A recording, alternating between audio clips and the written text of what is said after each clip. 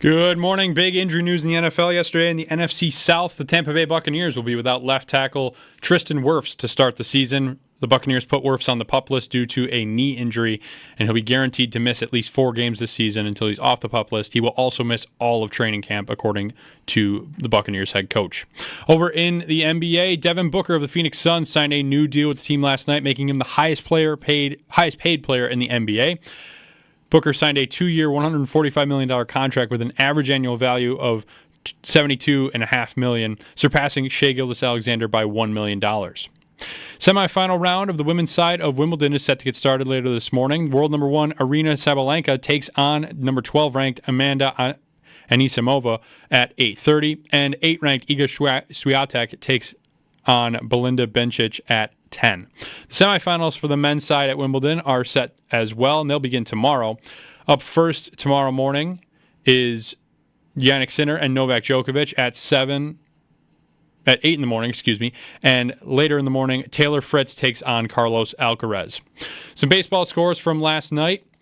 The Blue Jays finally lose their first game of the month. They were on a 10-game winning streak, lost to the Chicago White Sox 2-1, and the New York Yankees beat the Seattle Mariners 9-6, closing the gap on the Blue Jays, now only 2.5 games back on the lead of the AL East.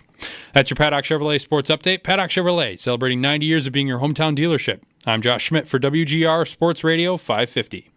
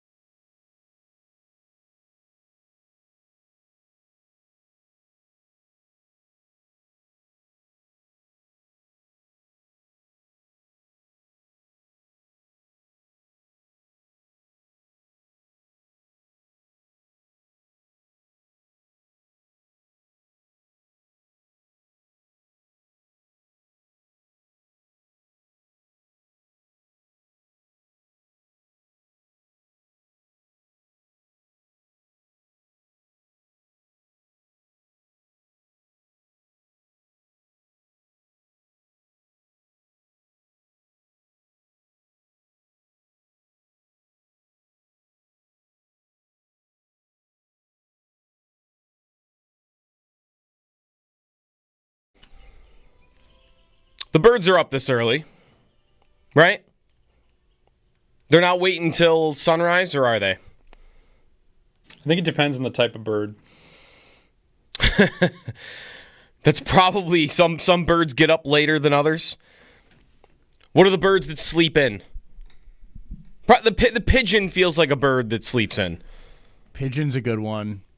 We know a mourning dove wouldn't. No. What Yeah, bird? but that's not morning. That's mourning. Is that right? That's correct. I just learned something. I did not know that. I thought it was morning.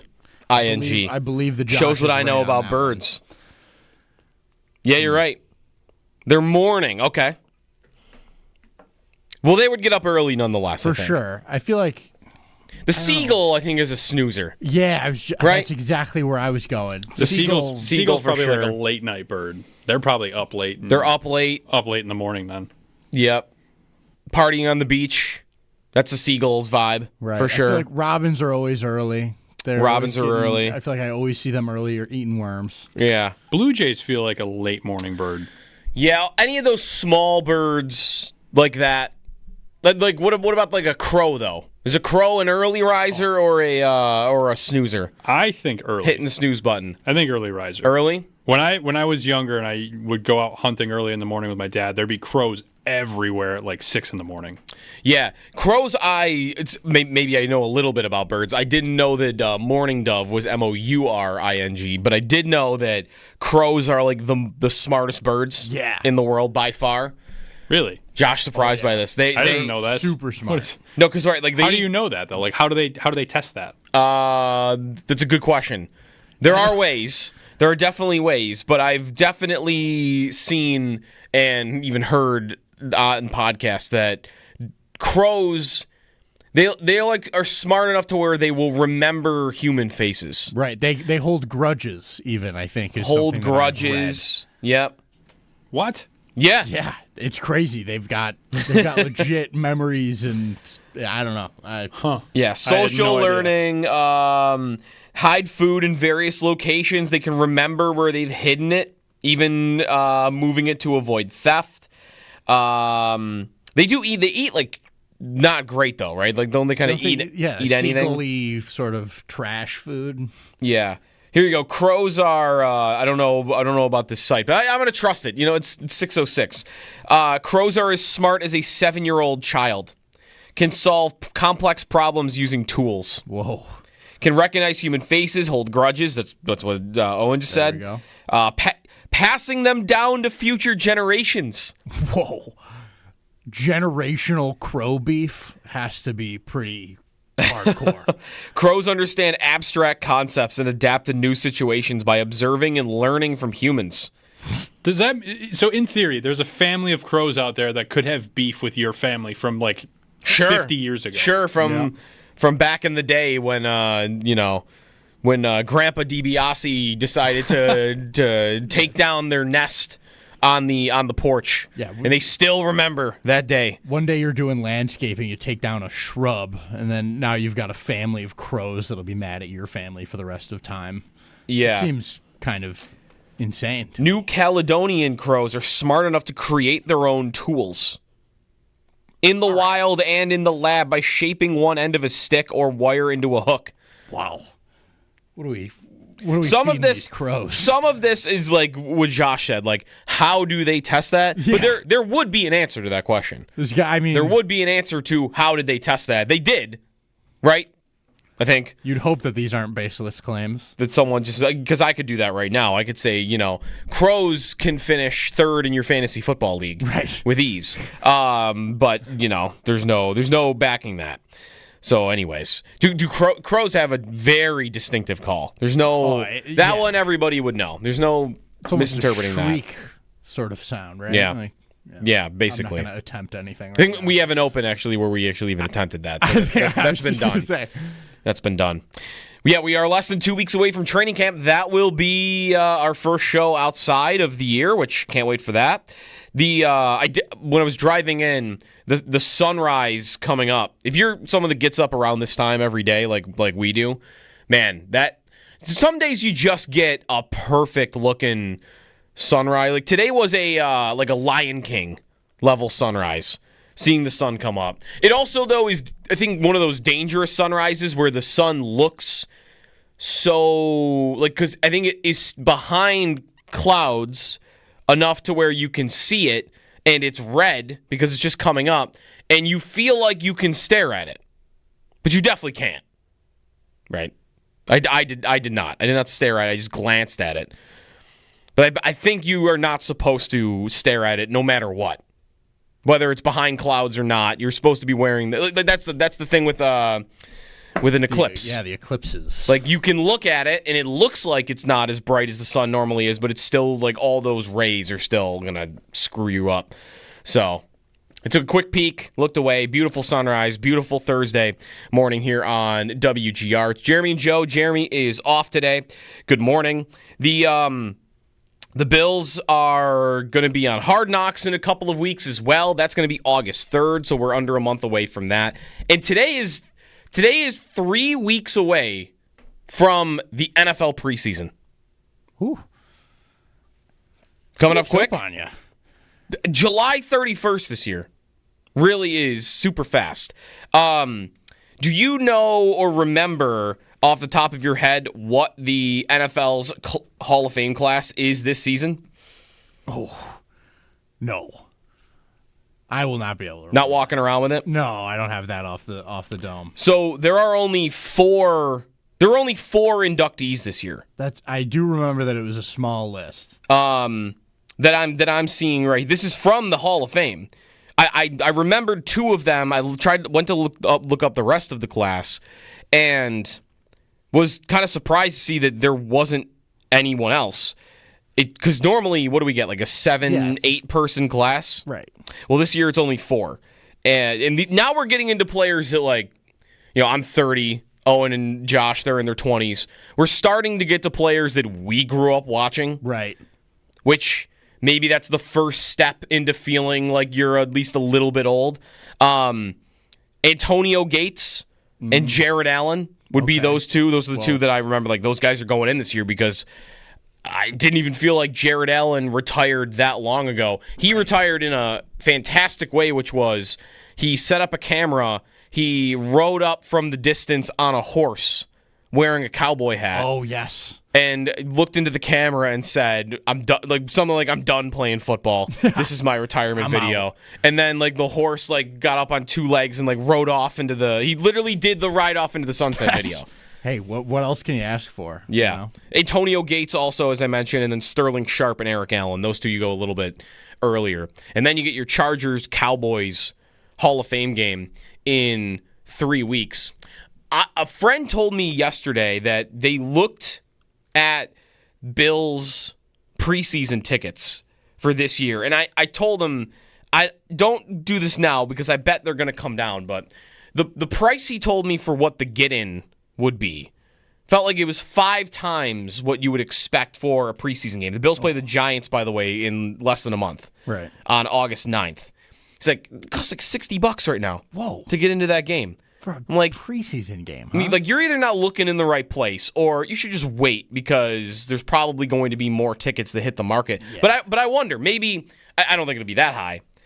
I did see yesterday a comparison between last year's regular season opener against the Cardinals, this year's Ravens season opener, and the massive difference in price.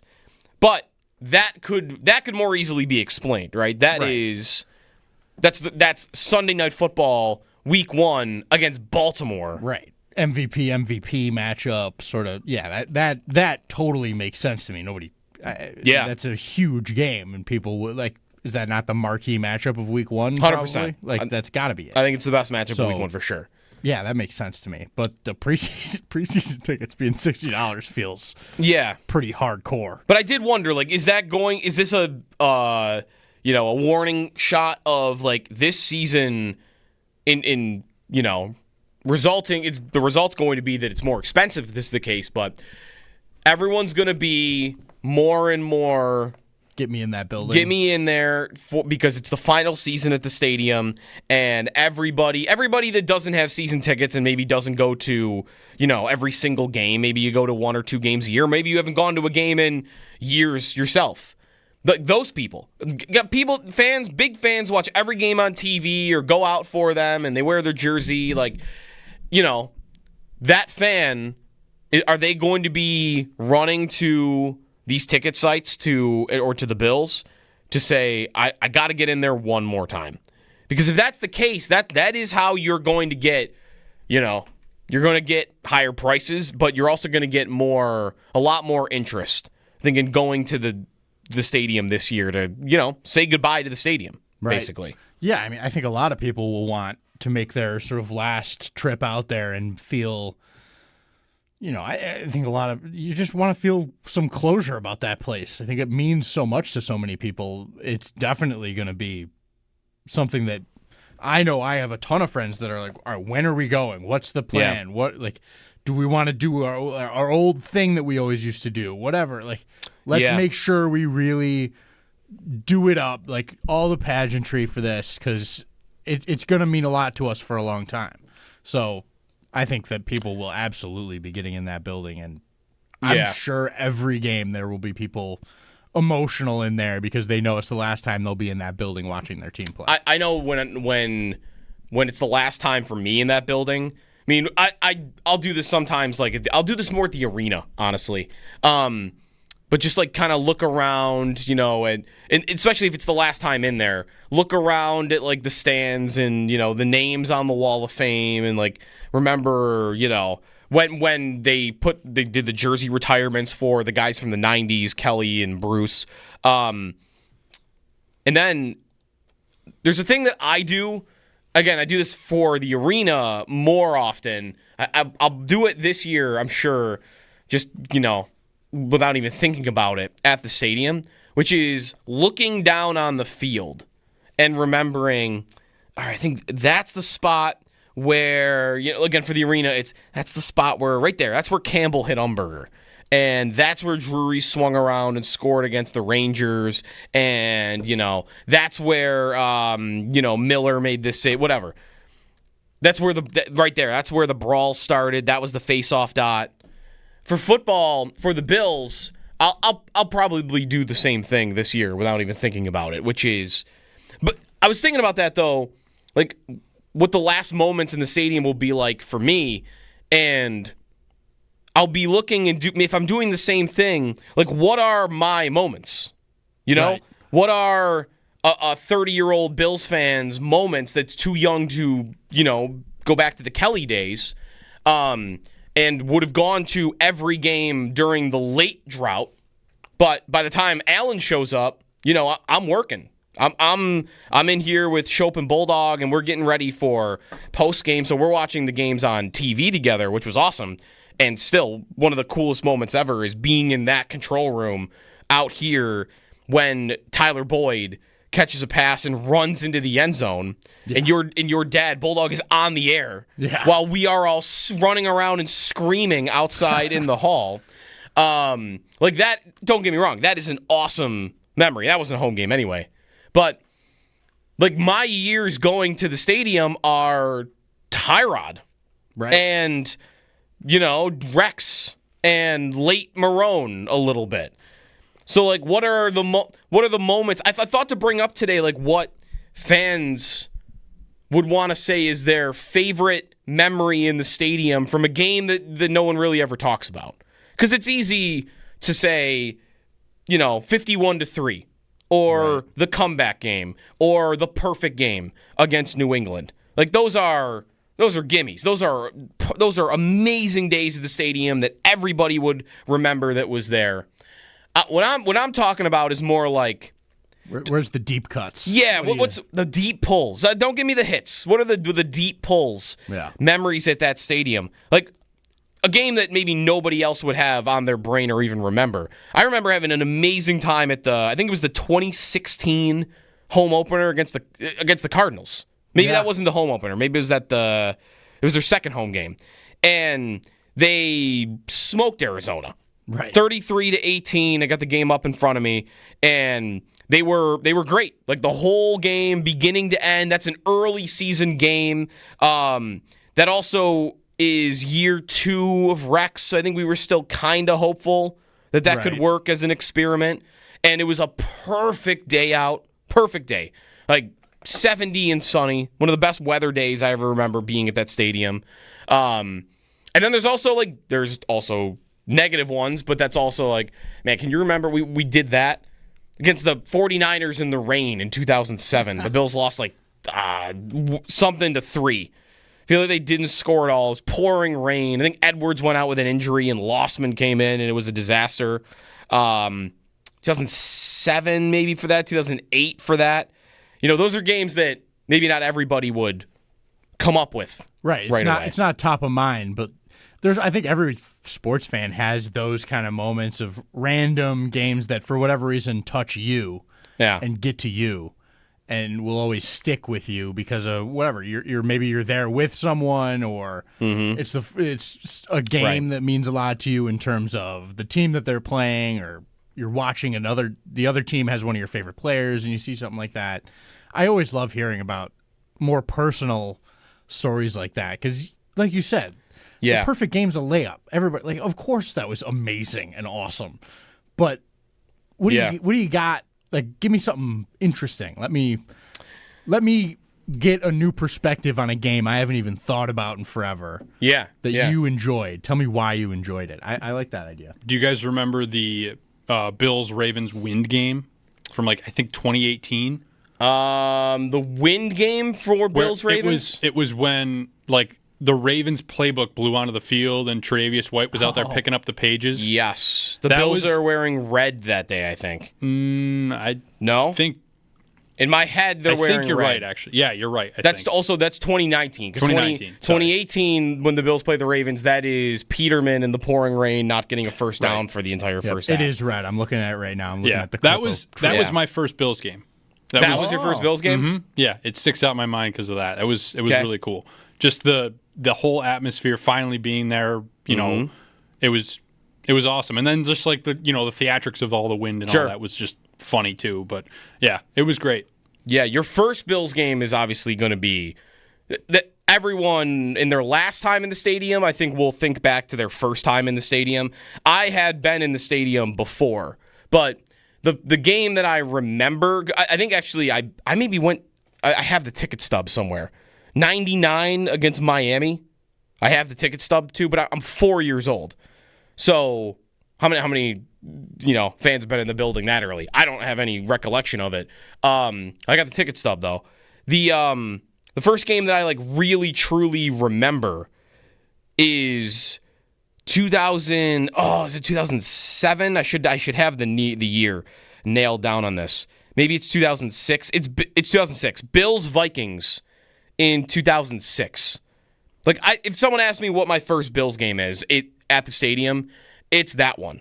It's early season, again, a perfect weather day. Brad Johnson is the Vikings quarterback. Lossman is still the Bills quarterback. That's the day that I met Lindy Ruff for the first time. And that's in 2006. So that's, smack dab in the middle of their President's Trophy season. Primetime Lindy, just the coolest guy ever. Oh, yeah. He was like a superhero to me when I was a kid. Yeah, oh, for sure. It was unbelievable.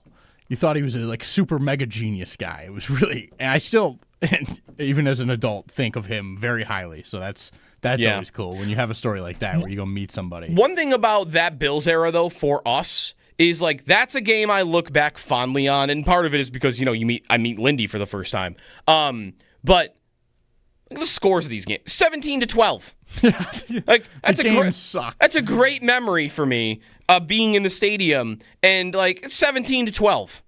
They won, so at least they got that part. That Niners game, by the way, I looked up the rain one from 2007 that I also was at. They lost 10-3 in the pouring rain. 17-12. Like these weren't right. Like you said, these weren't great football games during the drought. Right. If they won and you were feeling good at the end, it kind of looked like that, didn't it? Look at the Bills in this game. I mean, McGahee, 28 for 78. Keep handing the ball off, I guess. Yeah. Jeez. I mean, field goals, and they didn't even get to 300 yards of total offense. 300. How many punts in that game, I want to know. That's a great question. How many punts in this game? This 2006 Vikings-Bills game that I just decided to pull up here. Brian Moorman had 7 punts. 264 yards of punting for Brian Moorman. Were there more yards punting than offense? No, but it was close. It was 298 to 264. That would have been really funny if they more yards punting the ball. That's a good question. How many times did they do that during the drought? That's a really good question. More punt yards in a game than total yards. And then in comparison, when's the last time that's happened? Oh. For this team. Man. Sure, they've done it once. They had to have, right? Like, Since did they Josh do has it? Been here? Yeah, did they do it in like the Urban Meyer loss? Yeah, that was 9-6. That was bad. Maybe something like that. That might be it. 803-0550 is the phone number if you want to share a stadium memory. Just starting off here with this in the morning. Larry in Tonawanda first up. What's up, Larry? Hey guys, you guys really got me in the feels. You were talking about birds, and then now you're talking about this. I have quite a few memories. I'm turning 50 in September, and my first ever game was September 2nd, my actual birthday, 1984. We were 2-14. We got destroyed by the Patriots, and I got the chance to go to the perfect game. Nice. And the other big memory was I saw in 1990. I went for my birthday. That was the cool part of having a September birthday is you got to go to a game. But Jeff George's first ever game, and Bruce Smith destroyed him, ragdolled and put him right out of the game. And then, my other big memory is I played for Gowanda and we played against Salamanca, and I'll never forget that. I wasn't a starter or anything, but I did play, and just to be on that field for, opening warm-ups and that, and you were looking around and you're like, oh, this is where all my heroes play, and that's a feeling. Anybody that's ever got to play at Rich Stadium or wherever at Ralph, like those people, that's something they can't ever take away. So that it was just awesome. Definitely. Larry, that Jeff George game, he's the first overall pick, right? So is he playing, is that right away at the beginning of that season? Yes. That beginning of the season, that was his.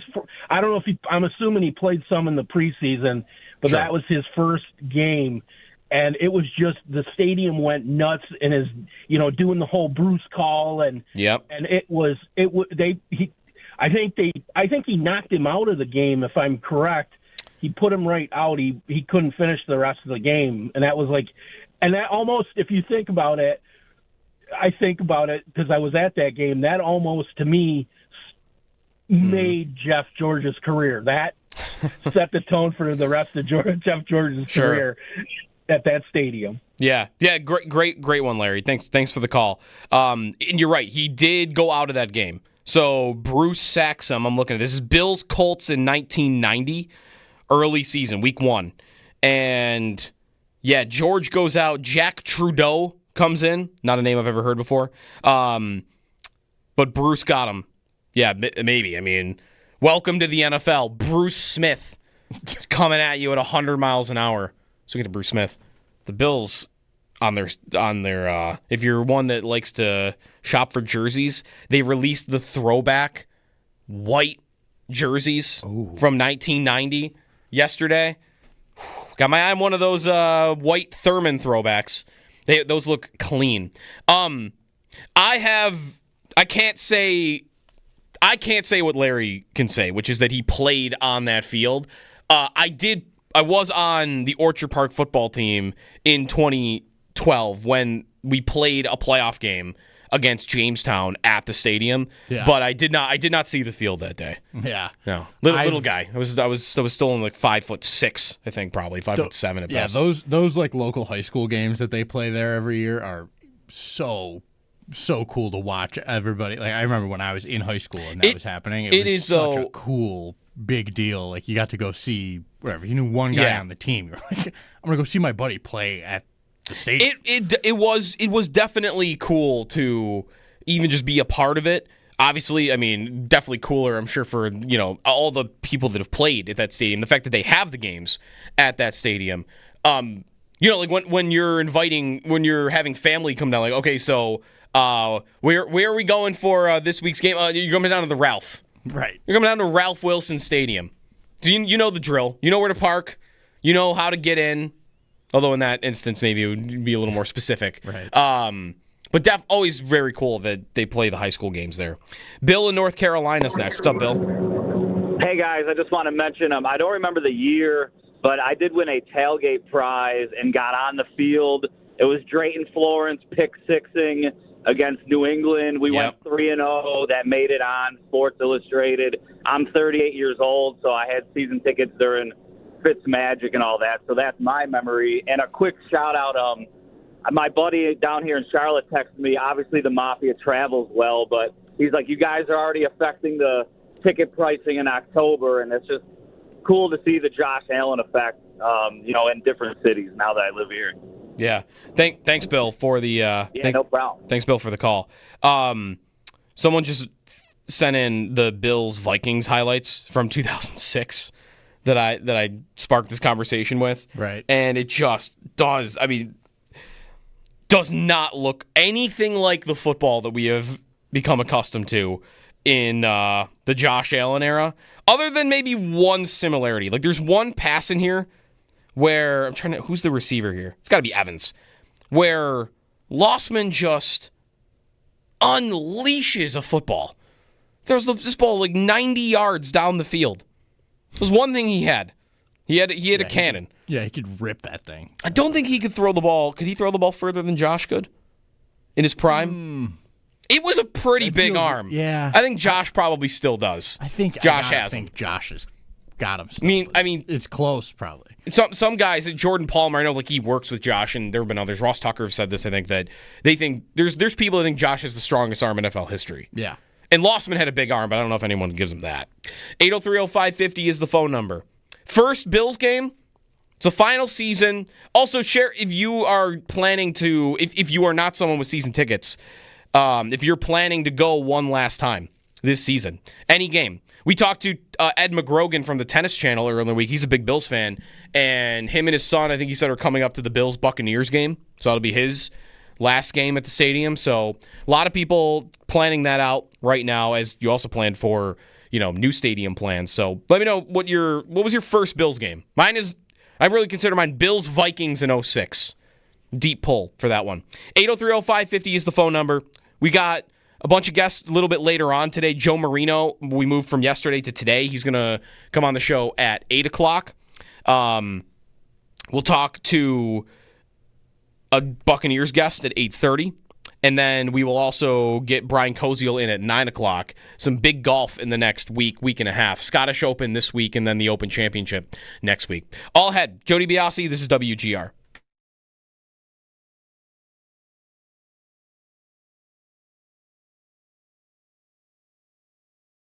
He is the Bills ranked at number 28. Just one guy's opinion. He does this every year.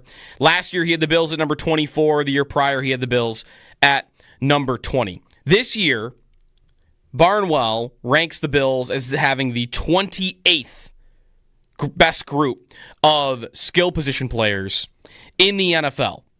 And he writes about Shakir being, the best player on that offense outside of Josh Allen and James Cook, I guess the best pass catcher on that offense. And he writes about how Keon Coleman failed to establish a consistent role in the lineup and how he only had 3 catches on 46 routes in the postseason, which when you see it put like that, Curtis Samuel was anonymous. Dalton Kincaid failed to top 55 receiving yards in a single game. And that Matt Collins was the guy that exceeded expectations, and he is now gone. So he lands on number 28. And while even I would have them higher than that, I don't think it is offensive for them to be that low with the group that they have. The group, there are going to be people that look at that group on paper and say, what really is going on there?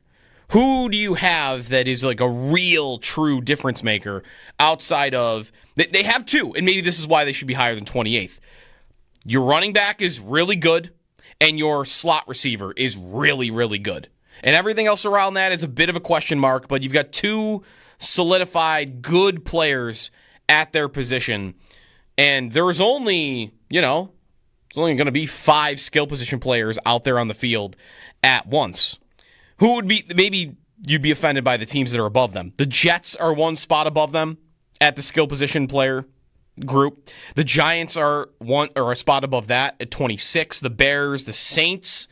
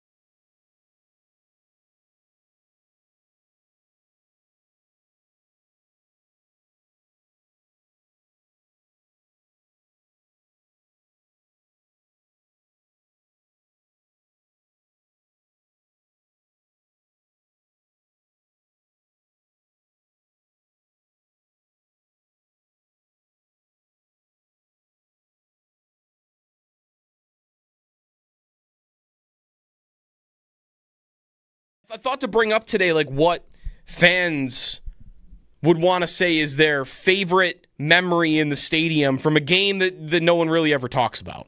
Because it's easy to say, 51-3, or the comeback game, or the perfect game against New England. Like, those are gimmies. Those are amazing days at the stadium that everybody would remember that was there.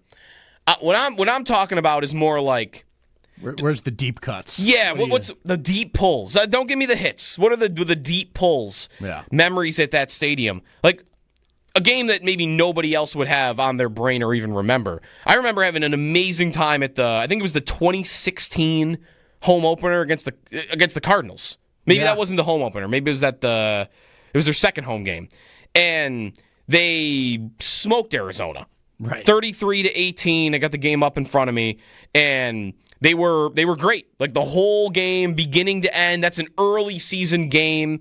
That also is year 2 of Rex. So I think we were still kind of hopeful that could work as an experiment. And it was a perfect day out. Perfect day. Like 70 and sunny. One of the best weather days I ever remember being at that stadium. And then there's also negative ones, but that's also like, man, can you remember we did that against the 49ers in the rain in 2007? The Bills lost something to 3. I feel like they didn't score at all. It was pouring rain. I think Edwards went out with an injury and Lossman came in, and it was a disaster. 2007 maybe for that, 2008 for that. Those are games that maybe not everybody would come up with.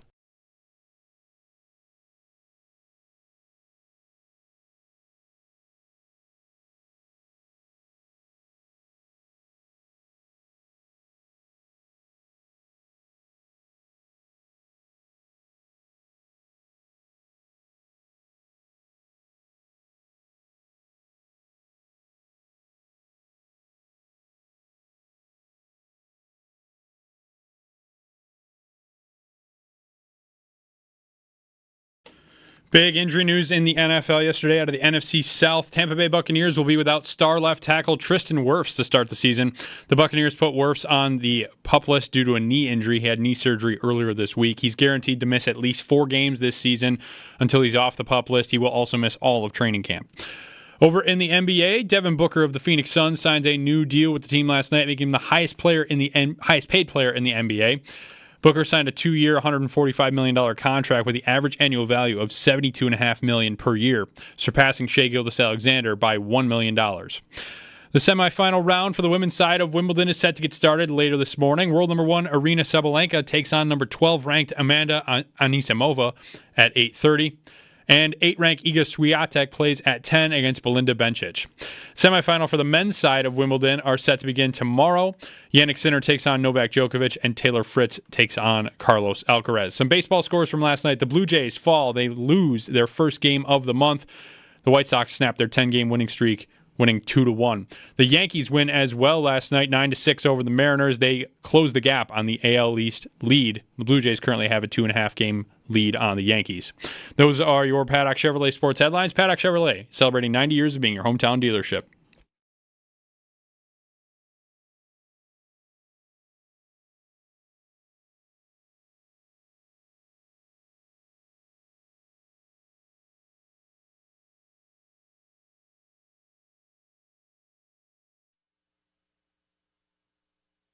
Now the bats in the eye. Shelton in front of McGahee. Evans and Price line up on the right. The snap. Osman going to throw. Fires it right side. Caught by Peerless. Price at the 12. Breaking to tackle. Gets a block. Peerless headed to the end zone to the 5. In the end zone. Touchdown. It's from Bills Vikings in 06. It's my first experience at the stadium. Peerless Price. That's second stint Peerless Price, I believe. Picked it out of the ground. Bad throw. Right? It's Lossman, He loved Lossman. Loved might be strong. He's definitely the drought quarterback everybody would say, if you gave him a really good coach and really good weapons, maybe that's the one that could have worked. He was very talented. He just couldn't see a defensive end coming if it was coming right in front of his face. 803-0550 is the phone number. Joe DiBiase, got a lot to get to a little bit later on, but kind of starting the morning off with your first Bills game experience, your first experience at the stadium. It's the final year, and I also interested in those that don't have season tickets if you're planning to go one last time. So let's go back to the phones. Eric on a cell is first up this segment. What's up, Eric? Hey, how's it going, man? Morning. I think I got a good one here. So I was 10 years old. It was in 1995. It was the year that Bryce Paup wins Defensive Player of the Year. They're playing the Falcons, and funny enough, it's Jeff George starting for them that day.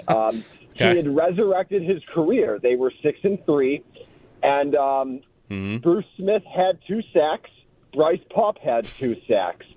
The Bills win the game. A funny detail from it is that Jim Kelly throws an interception during the game and runs the guy down and helmets to knees him, and pretty much to end that guy's year, if not his career.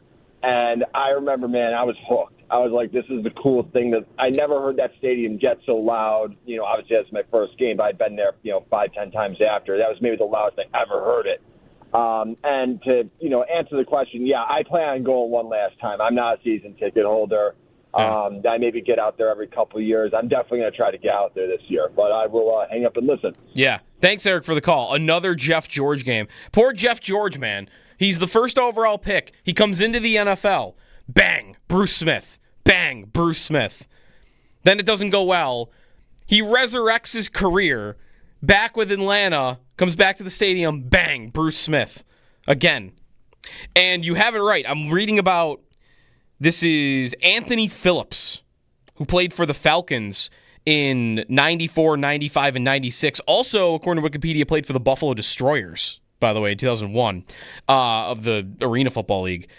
Intercepted a pass thrown by Jim Kelly at the 2-yard line, was on his way to returning the ball for a touchdown. However, after 43 yards, Kelly himself caught up to Phillips and tackled him while he was running in bounds. With the latter, Phillips, suffering a compound fracture to both his tibia and fibula on his right leg.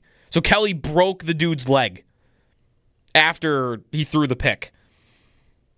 Required to stay on his back for a month in order for the... tough injury. Took him a full year to get back. Took him 2 years, almost it looks like, to get back. So, Bills-Falcons, 95, we've got on the board here. That was a Bills win, 23-17 at then Rich Stadium, 95, November. Yeah, that's a good poll. Oh, and what's your first game? You remember it? I am not positive because I think I was really young, and then for a long time I didn't go. Yeah. Until from... That's kind of like me. My first game, I think, is when I'm 4, and I don't really go again that I remember until I'm, 06? I'm 10? So even longer for me. I was maybe 5 or 6, and then didn't end up going again until I was 16 or 17. Mm-hmm. I had a lot of years where it just never... most of the time it was just I had hockey. I just couldn't go. So I just never got to go out there. I think the first game that I remember being back there as an adult was the Sunday night Green Bay a couple of years ago. Yeah. Which was really That's cool. the game Diggs and Jair Alexander are ready to fight the entire the game. whole game. And I remember being up in the stands and just I'm just going to watch that all night. Yeah. Because, you can't do that on TV. They're not showing it all night. Yeah, right. So I'm going to watch every snap of these two guys trying to kill each other. And it was awesome. It was so entertaining. Yeah. Because it was every snap, there was, something happened. You could tell they were yelling at each other every snap, borderline fight every time. It was really, really cool. Yeah. So, yeah, I haven't... That's a good one. For a long time, didn't go back. And that's the first game I remember being back there. And, wow, I forgot how awesome. It's a good game, though. I mean, Sunday night against Rodgers and the Packers. Howard tweeted in that his first was Bills' home opener in 1989 against Denver. Monday Night Football, Kelly against Elway. Wow. Bills lost, but the atmosphere was amazing. Kelly versus Elway on Monday Night Football.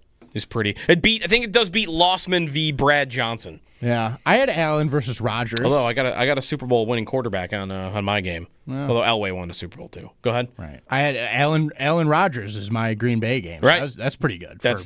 For a quarterback battle. Yeah. Yeah, you don't get that if your first game was in the somewhere in the drought era. Right. You don't get that fully. 803-0550 is the phone number. We got open phone lines if you want to share your memory and whether you're going back for one last time if you're not a season ticket holder, as the Bills will close out the stadium this year. Some jersey stuff I wanted to bring up a little bit later on as well. Maybe the Bills do something new Love some at jersey the new stadium. Yeah. And we're still waiting on these rivalry uniforms. This week would have been perfect. Come on, NFL. Yeah. Although they're busy. They're in the middle of a collusion scandal that got fired back up yesterday. Got a word to say about that, too, in a little bit. If you're not familiar with it, there's a story about the NFL and the NFLPA. It's like bad collusion. Like the PA not telling their players certain things. So get to that coming up a little bit later on as well. Matt, if you hang on hold, we'll get to you, though, first when we come back here on WGR.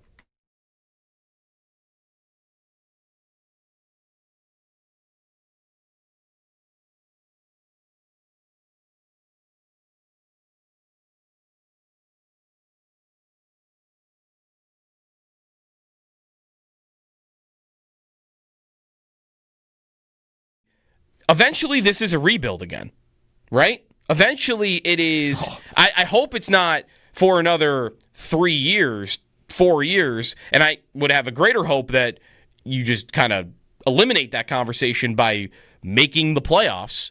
But at some point, we know this. We know there is a date where Dahlin and Tage hit the ejector seat. Yeah. And the day they do that, I think you're in a rebuild. Even if you're not choosing to be in one, your team just will be in one automatically. Maybe you have a different GM by then. I mean, at that point. I mean, you got to think that would I can't believe happen you wouldn't. if those guys are asking out that yeah, the guy doing it now wouldn't be the guy who gets to trade him.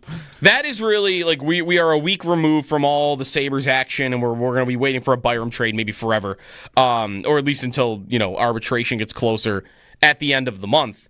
But that is really what's on the line for them this year. It makes it feel more important than even some of these more recent seasons, because now you kind of feel like there is an end date on the horizon. It's tough to know what it is.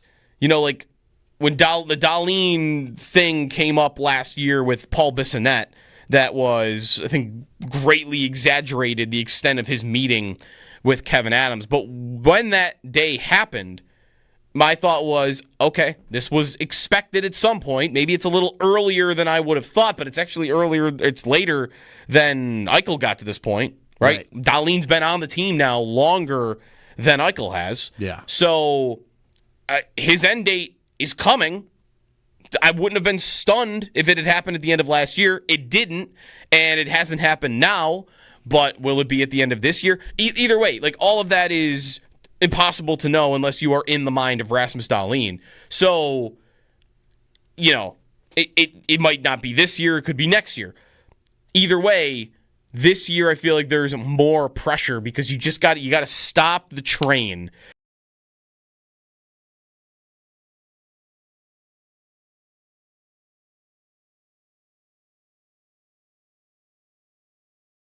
I thought to bring up today, like, what fans would want to say is their favorite memory in the stadium from a game that no one really ever talks about. Because it's easy to say, 51-3, or the comeback game, or the perfect game against New England. Like, those are gimmies. Those are amazing days at the stadium that everybody would remember that was there. What I'm talking about is more like, where's the deep cuts? Yeah, what's the deep pulls? Don't give me the hits. What are the deep pulls? Yeah. Memories at that stadium. Like a game that maybe nobody else would have on their brain or even remember. I remember having an amazing time at I think it was the 2016 home opener against the Cardinals. Maybe that wasn't the home opener. Maybe it was it was their second home game. And they smoked Arizona. Right. 33-18. I got the game up in front of me, and they were great. Like the whole game, beginning to end. That's an early season game. That also is year 2 of Rex, so I think we were still kind of hopeful that could work as an experiment. And it was a perfect day out. Perfect day. Like 70 and sunny. One of the best weather days I ever remember being at that stadium. And then there's also negative ones, but that's also like, man, can you remember we did that against the 49ers in the rain in 2007? The Bills lost something to 3. I feel like they didn't score at all. It was pouring rain. I think Edwards went out with an injury and Lossman came in, and it was a disaster. 2007 maybe for that, 2008 for that. Those are games that maybe not everybody would come up with.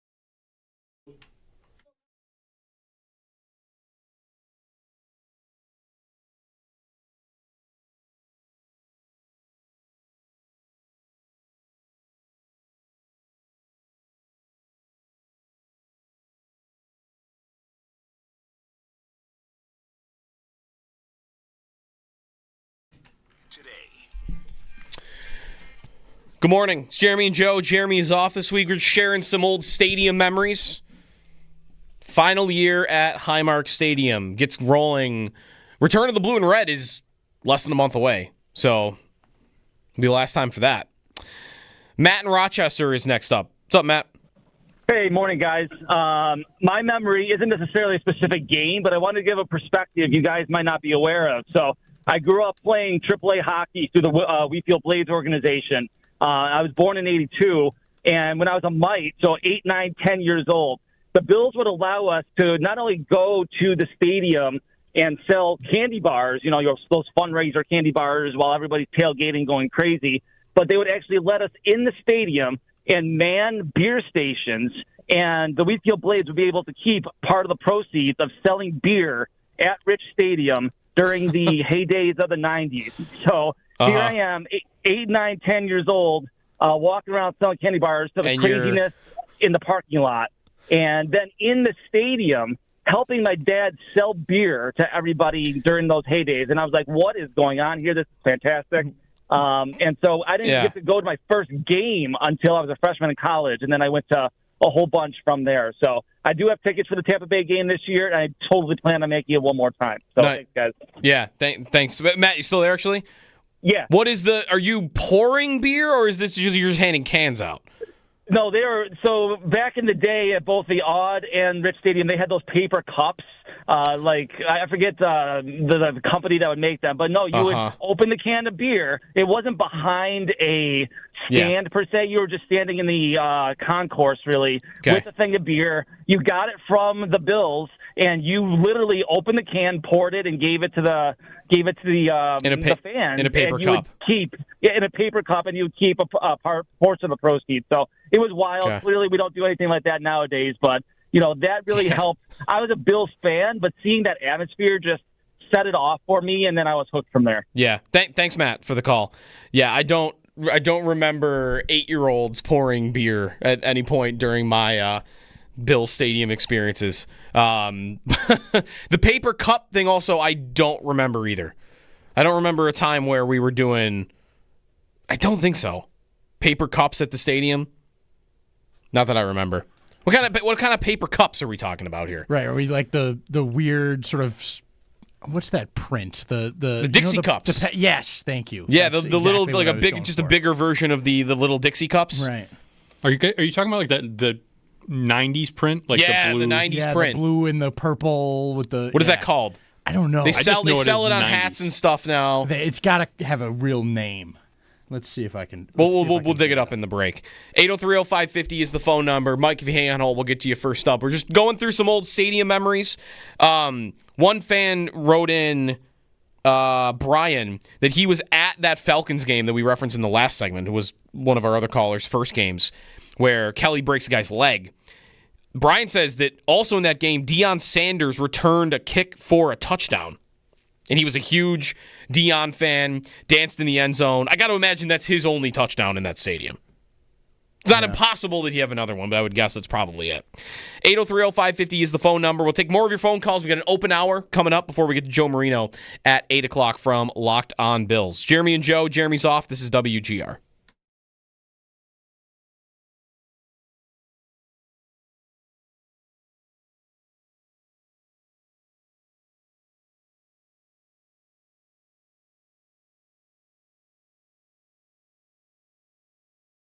I thought to bring up today, like, what fans would want to say is their favorite memory in the stadium from a game that no one really ever talks about. Because it's easy to say, 51-3, or the comeback game, or the perfect game against New England. Like, those are gimmies. Those are amazing days at the stadium that everybody would remember that was there.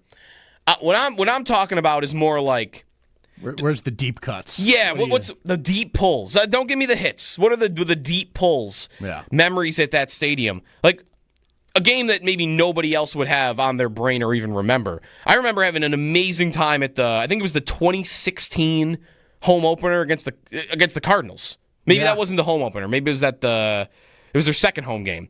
And they smoked Arizona.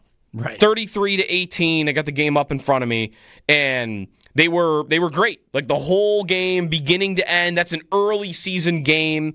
That also is year 2 of Rex. So I think we were still kind of hopeful that could work as an experiment. And it was a perfect day out. Perfect day. Like 70 and sunny. One of the best weather days I ever remember being at that stadium. And then there's also negative ones, but that's also like, man, can you remember we did that against the 49ers in the rain in 2007? The Bills lost something to 3. I feel like they didn't score at all. It was pouring rain. I think Edwards went out with an injury and Lossman came in, and it was a disaster. 2007 maybe for that, 2008 for that. Those are games that maybe not everybody would come up with.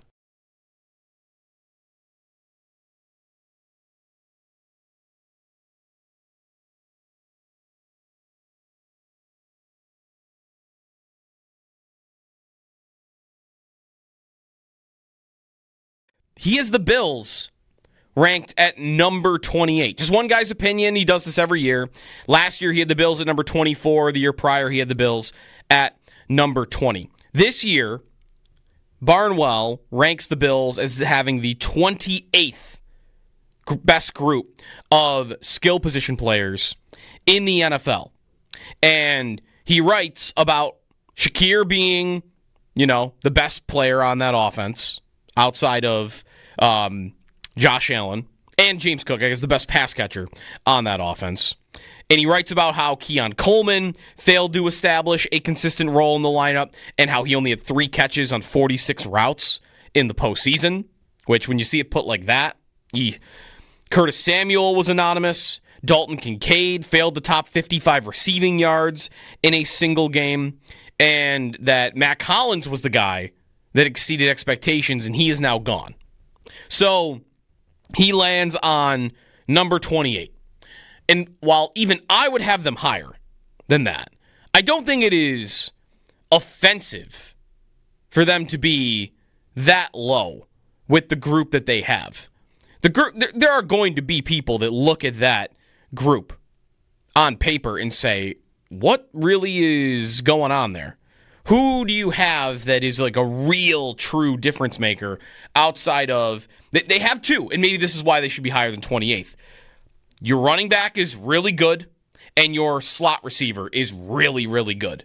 And everything else around that is a bit of a question mark, but you've got 2 solidified good players at their position. And there's only, it's only going to be 5 skill position players out there on the field at once. Who would be, maybe you'd be offended by the teams that are above them. The Jets are 1 spot above them at the skill position player group. The Giants are a spot above that at 26. The Bears, the Saints.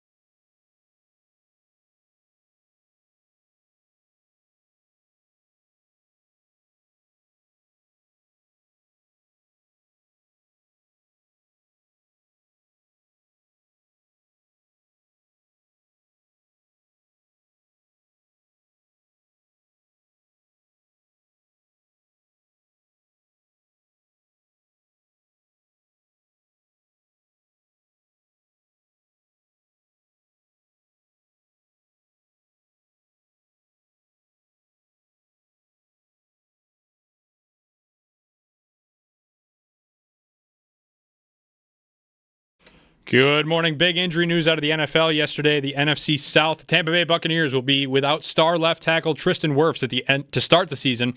The Buccaneers put Wirfs on the PUP list yesterday due to a knee injury. He had knee surgery earlier this week. That guarantees he'll miss at least 4 games to start this season until he's off the PUP list. And he also missed all of training camp. Over in the NBA, Devin Booker of the Phoenix Suns signs a new deal last night that made him the highest paid player in the NBA. Booker signed a 2-year, $145 million contract with an average annual value of $72.5 million per year, surpassing Shai Gilgeous-Alexander by $1 million. The semifinal of the women's side of Wimbledon is set to get started later this morning with world number 1 Arina Sabalenka taking on number 12 ranked Amanda Anisimova at 8:30, and number 8 ranked Iga Swiatek plays at 10 against Belinda Bencic. The semifinal for the men's side at Wimbledon is also set to start tomorrow. Taylor Fritz takes on Carlos Alcaraz, and Jannik Sinner takes on Novak Djokovic. Some MLB scores from last night. The White Sox snapped the Blue Jays' 10-game winning streak, winning 2-1, and the Yankees win last night over the Mariners 9-6, closing their gap on the Blue Jays. The Blue Jays have a 2.5-game lead over the Yankees for the AL East. That's your Paddock Chevrolet Sports Update. Paddock Chevrolet, celebrating 90 years of being your hometown dealership. I'm Josh Schmidt for WGR Sports Radio 550.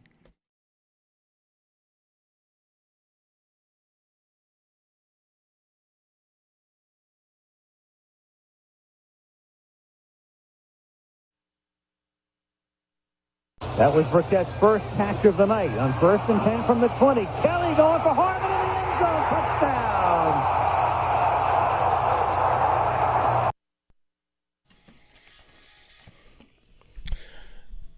Jim Kelly touchdown from week 2 of 1989. Bills Broncos. If you haven't been listening, that should tell you a little bit about the vibe of the show so far. Old stadium memories. That was Howard's first game as a fan in the stadium, as he wrote in. That game, by the way, is in full on YouTube. How many games are in full on YouTube? The Bills lost that game, by the way.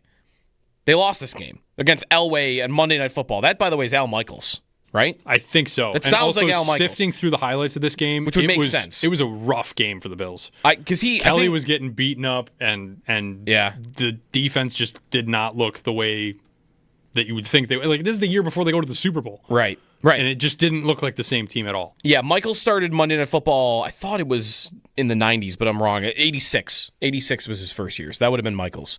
So we're just sharing some old stadium memories. If I go on, like, how many... I know the Ronnie Harmon game is on YouTube because I have a story about that. I watched the Ronnie Harmon game, Bills-Browns, I think AFC Championship in 80. This is probably the same season, 89. Thinking in my head, they win the game. This is how they get to the first Super Bowl.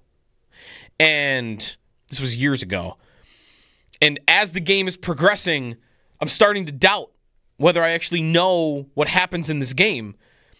It looks like the Bills are going to lose it. So I'm thinking, am I wrong? And I didn't look it up. I'm like, I'm going to watch this game because I don't really know what happened. So it's like I'm experiencing it for the first time, which meant I also experienced the Ronnie Harmon drop. Almost like, almost very, loosely, like a Bills fan would have in the moment. Watching it without knowing that it's coming, without knowing if they win or lose that game, there's the... That doesn't happen at Highmark Stadium anyway. But there's a lot of old Bills games. Like, I bet this Vikings game I mentioned from last hour, which is like my first experience that I remember in the stadium, that game is not in full on YouTube. But you can find a lot of these old 80s and 90s games from the Kelly era. 803-0550 is the phone number. If you want to get in on your first stadium memory or your favorite that nobody really talks about, is kind of a deep pull, taking your phone calls on that this morning as we head into the final season at Highmark Stadium. Let's go to Mike in Pennsylvania. What's up, Mike? Hey, guys. Good morning. Yeah, no, I've been to probably 30, 40 Buffalo Bills games. I got 3 that really stand out in my eyes. The first one that stands out was the Monday night against Dallas. That place was electric. We were leading all the way into the end of the game, and, Nick Folk kicks a field goal. There's a timeout. He has a re-kick, kicks it. I mean, it went from electric, 110%, all the way down to you can hear a pin drop in the stadium. And I think a bar actually burnt down on the corner lot, or something was happening with a bar down there. So that one stands out. Second one stands out that I was at the game with the New York Giants and Buffalo. Marshawn was playing in that game. That's the year that the Giants went on a Super Bowl run. Yes. And it was, we were beating them. I want to say it was 21-7 going into the half. The weather was weird. It was, kickoff, it was like maybe 40, 45. And then by the end of the game, it was raining, it was sleeting, snowing, and it was like 20 degrees. So it was miserable, that game. And then my all-time favorite Bills game is I have the pleasure of knowing Kelly and Thurman and Andre. I was just with Andre a couple weeks ago at his golf tournament down in Allentown. So I got to know all these guys growing up, but then I got to watch a game in Thurman's box, and that was a weird game too. That was I think it was Jeff Toole was the quarterback. It was against the Chiefs. Yes, I was there. And it was a crazy game too, and then we ended up losing that game. So all of these games that I'm mentioning, we all lost the game. Yeah, that Giants game is that Ahmad Bradshaw goes for a long touchdown? Am I remembering the right Bills Giants game? That's 2012 maybe, I think. Yep. And I was with the Giants fan, and he didn't even know who Ahmad's number was 44. He came running at us. He goes, "Look, I don't even know who this guy is." And then it's almost like a switch clicked in their season, and they just took off. And I think they only lost one game to the Patriots, and the rest of the way, and that was a magical season for them. But I saw something click right at halftime with those guys. So yeah, good stuff. Thanks, Mike, for the call on all these. I can't find this Bills Giants game though. I know, man, what year would it be? They go to the Super Bowl in what years? 2008 and 2012, right? Have the years right on that? No, 07. It's the 07 season. Does anyone else do that? I always have problems with the season and the year. I really just wish it would be the year. It never is. Like when the Commanders actually got in trouble for this a couple years ago because on their logo they put the year the Super Bowl was played, not the season, on their mark, and they had to change it. Like for me, the game happened in the year. Right. Like I hate that. I like them when they do it that way. I do too. I need everything to be easy. That needs to be easier. All right. So here it is. 07, December 23rd. Bills lose 38-21 to the Vikings. The Bills were 7-7 going into the game. So there probably was a graphic before showing the 9,000 things the Bills needed to make the playoffs because that was basically the drawn era in Week 17. Second last or Week 15. In the Hunt graphic on there somewhere at some point. There's Ahmad Bradshaw, 88-yard touchdown run. Look at this game. Eli completed 7 passes. Whoa. And they scored 38 points. Eli Manning, 7 of 15 for 111 yards and 2 interceptions. Sounds like an Eli game. Brandon Jacobs, 25 for 143 and 2 touchdowns. Ahmad Bradshaw, 17 for 151 and a touchdown. Whew. Eli, look at this guy. This is Eli Manning, who's going to make the Hall of Fame, and it's going to be the biggest disaster in the Hall of Fame's history. In this game against the Bills, he wins. This goes down as a win for him. Perfect 500 record, by the way. He's exactly 500 for his career. Maybe he should be one game below. He completes 7 passes, throws 2 interceptions, 2 sacks, and had 5 fumbles. Whoa. Has Josh Allen had 5 fumbles in 2 seasons? Eli had 5 fumbles in this one game. Wow. I'm knocking on wood for you right now, just to be safe. Just, we don't want to jinx anything here. With what? With Josh? With the fumbles. He's fine. He's fine. I don't know. He's whenever someone says jinxes. that, I just get so superstitious about things. He's beyond jinxes. Yeah. Let's go to Jeff in Charlotte, who was at the first game of the stadium ever. Go ahead, Jeff. Yes, Judge. Good. Yes, guys. Good morning. I appreciate you having me on. My first memory was this. My folks were season ticket holders from day one. And I remember when the stadium was getting ready to open up, my father told me they were going to do something that was totally unheard of for sports at that time. They were going to buy tickets in the club level. And then the other thing, on the actual day of the game, my parents had enough foresight to leave early and did not get caught in the traffic. And I remember walking into the stadium with my best friend, and we looked at each other and looked at this place and said, oh my gosh, this place is absolutely gorgeous compared to the dump of the rock pile. Then, of course, we're there sitting down in the very first play of the game. Herb Mulkey of the Redskins returns a kickoff probably about 103 yards in the very first play of the new stadium for a touchdown. And then the other memory was going fast forward, I believe it was the 1990 season, a Sunday night game. We were playing the Raiders. We were behind going into the fourth quarter. 2 things happened. I believe it was Steve Tasker blocked a punt, and James Williams picked up the ball and ran for a touchdown, or it might have been vice versa, and then Nate Odom stole the ball. And that was really one of the key aspects, I think, of our first Super Bowl season. And the crowd that night, of course, it was a Sunday night game, and I believe the game was on TNT, national TV, and the place was just electric. Yeah. Thanks. And I'll hang up, guys. Thanks. Yeah. No, great memories. Thanks for the call, Jeff. I was looking back at that Bills game, the first game of the season, but you triggered something for me with Odom's taking back a touchdown. I think if I had been, going to games in the 90s, I would have loved Nate Odom's. Whenever I see clips of him, watching back, I used to own the 91 Bills yearbook that I watched probably 1,000 times as a kid. And with him with the giant shoulder pads always running away from people. I mean, he only had, 2-3 touchdowns as a Bill? Felt like more. 9 interceptions in 93, by the way. Good stuff. John, you were also at the first game of the stadium? Yes. Yeah, that was one of my first games. It was a new stadium. My first game was at the rock pile, of course, but been to many games there. One of my favorite ones was the Roland Hooks game, the comeback game where they scored 3 touchdowns there at the end to win. Been to a bunch of playoff games, but just waiting for the new stadium to come so I can go to all 3 of them. Yeah. Would you remember what your first Bills game in general would have been, the one at the Rock Pile? Yeah, at the Rock Pile. It was against the Raiders.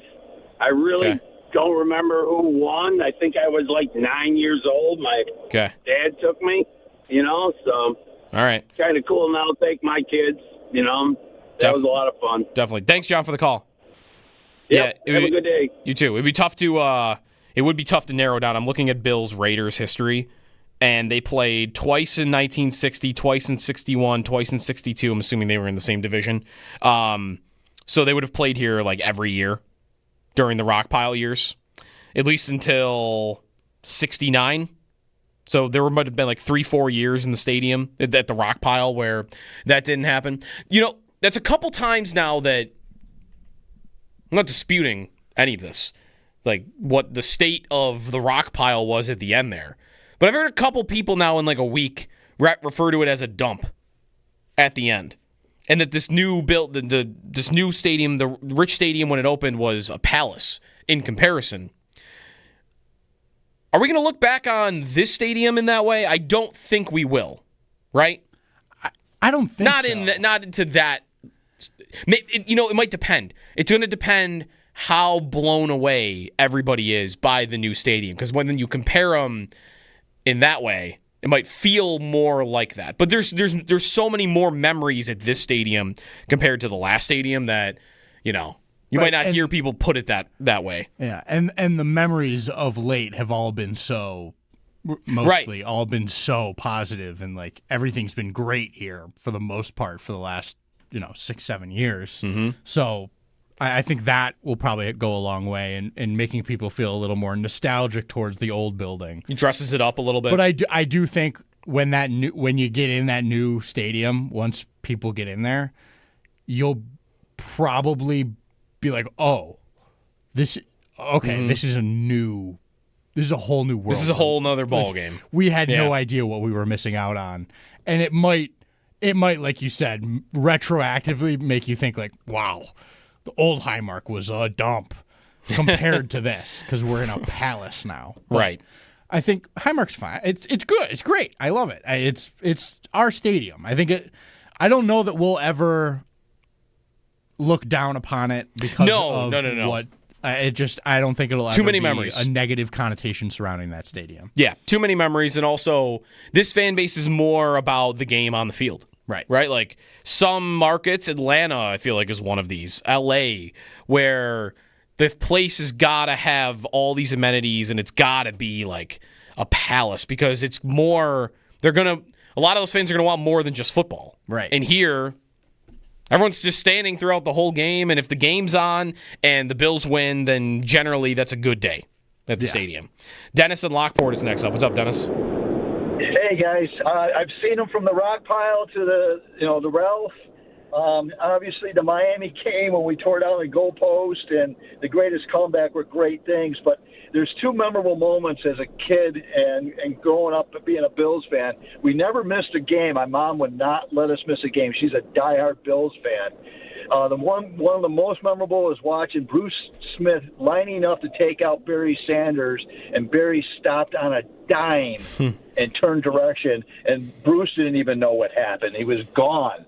And I was like, man, I became a Barry Sanders fan that day. Mm-hmm. But one of the best memories I have, and it was the very last game, the crew, our Super Bowl crew there, Kelly, Smith, all of them were playing here. It was a Kansas City game. To this day, my mom has not told me how she knew John Butler. But I called up and made arrangements so we can go to the game. And I asked if we can meet the players. They said, come on Saturday. We went there. They were doing their walkthrough. Kelly and all of them signed the ball, and Bruce Smith did a solid for my mom. Andre Reed wouldn't sign the ball unless he was paid, and Bruce grabbed him and says, that lady's been watching us longer than you've ever played here. Sign the ball. And we've got that football to this day with all those Hall of Famers and that crew on it. And then that was the last time that whole crew was together ever. Yeah, 96 finale against, they won 20-9. Does that sound right? Yep. All right. Got that in front of me. Thanks, Dennis, for the call. The Bills that day scored, there was a lot of field goals that day. Two late touchdowns. Kelly to Quinn early at the end there. And then you're right, that's it. They go to play the Jaguars in the playoffs. Joe Beamer from down the hall, WBEN, that's a playoff game, said that was his first game that he remembers. And that's it. Kelly gets knocked out and it's over for that whole era. 803-0550 is the phone number. Let's go to John in Buffalo next. What's up, John? Hey, how you doing, guys? I got one memory that stands out from the rock pile. I was 6 years old, first game I ever went to, 1967. Mm-hmm. I have the ticket stub and the program from that, and I have everyone going forward. I've only missed 3 games since 1967. Do you know do you remember? Do you know the 3 games? What I missed? Yeah. If there's only 3. Pittsburgh. Yeah, there was. Well, two people passed away in my family, so it's kind of hard to forget those. Sure, sorry about that. One was a Pittsburgh game, one was a Miami game, and there's one where I had a job that they made me live in train in Jacksonville, so I missed the first game of the season the one year. Gotcha. That was not happy. Okay, but the Bills won on September 12th, 1967, 20-10 against the Jets. But the biggest moment in the whole history of all that stuff is the 51-3 game. Sure. I was sitting there at halftime with my dad, who was like 80 at the time, and I'm like, "We're going to the freaking Super Bowl! Holy shit! Are you kidding me?" And it was unbelievable. Where everybody was like, can we just make the time run out of here and get out of here and go to the Super Bowl? Yeah. But that and the other one was I had the season tickets forever. I still do. I'm going Saturday to get my new seat license, and it was the greatest comeback game. Everybody got up after the 35-3, and I'm yelling at them, "You guys suck! You're not really fans. Go home. Don't come back. I don't want to see you next year. We're going to win this game." And my buddy's like, "What are you, drunk?" And I'm like, "Somebody's got to cheer for us." And about 25-30 people sat back down, and after the game, they said, "Man, you made us feel bad, so we stayed. And thank you." Yeah, you made us feel guilty, but unbelievable moments in that stadium. It was just one thrill after another through the 90s, and hopefully we get that duplicated with the Super Bowl in the next year or two. Yeah, thanks, John, for the call. I love that you still have the program from '67, Bills and it's Namath. That's Namath and the Jets, and the Jets. I'm looking at that box score right now. This is 67. This is so long ago. The Bills logo on Pro Football Reference is a football. I've seen this logo before, but I don't think they ever used it. It's a football with a buffalo inside and then like a cartoon Bills player on like the bottom right. Yeah, I've seen that too. With the standing buffalo. I like that logo a lot. The Jets were up 17-0 in the third quarter of this game, and the Bills came back to win 20-17. So you get your mini comeback game there in 67. Let's go to Carl in Niagara Falls. What's up, Carl? Hey, how you doing, my friend? Good morning. Good. Thanks for calling. Good. Calling about my first and best memory in the stadium would have been 1988 November when the Bills beat the Jets for their first AFC East championship. And if I'm not mistaken, that was the last time in the NFL the fans could rush the field and throw down the goalposts, and it was pretty incredible. As a 13-year-old kid, kind of got me hooked on the NFL from there. I get goosebumps thinking about it. To be honest with you, it was incredible. You just sat there and watched. I was going to say you didn't run on the field. You would have stayed there and watched that part of it. Yeah, we had end zone seats too, and I remember just sitting there with my stepdad, and we just watched like the whole thing, and watch the goalposts come down, and it was special. How many people? I could look at pictures and see this. How many people were doing that? Like what percentage of fans were on the field versus like in the stands watching all the fans on the field? I want to say it had to be close to half. We're still in the stands. Yeah, it was. I mean, the field was pretty full. Right. And they were climbing the goalposts, and they started to crumble, and they were yanking them down, and it was awesome. I was 13, and I was already a huge fan of football in the NFL, but that was like, wow, And then actually my next game, my sister's boyfriend took me to the first AFC East championship against the Raiders. So those are my first 2 games, man, and I was like, wow, this is great. Yeah. It's always going to be like this. Yeah, you can't beat that. Thanks, Carl, for the call. That is the one thing that I will admit I am definitely jealous of. Like, if you are like me growing up in the drought era, like we reflect, it's a badge of honor that you make it through that as a fan. Right.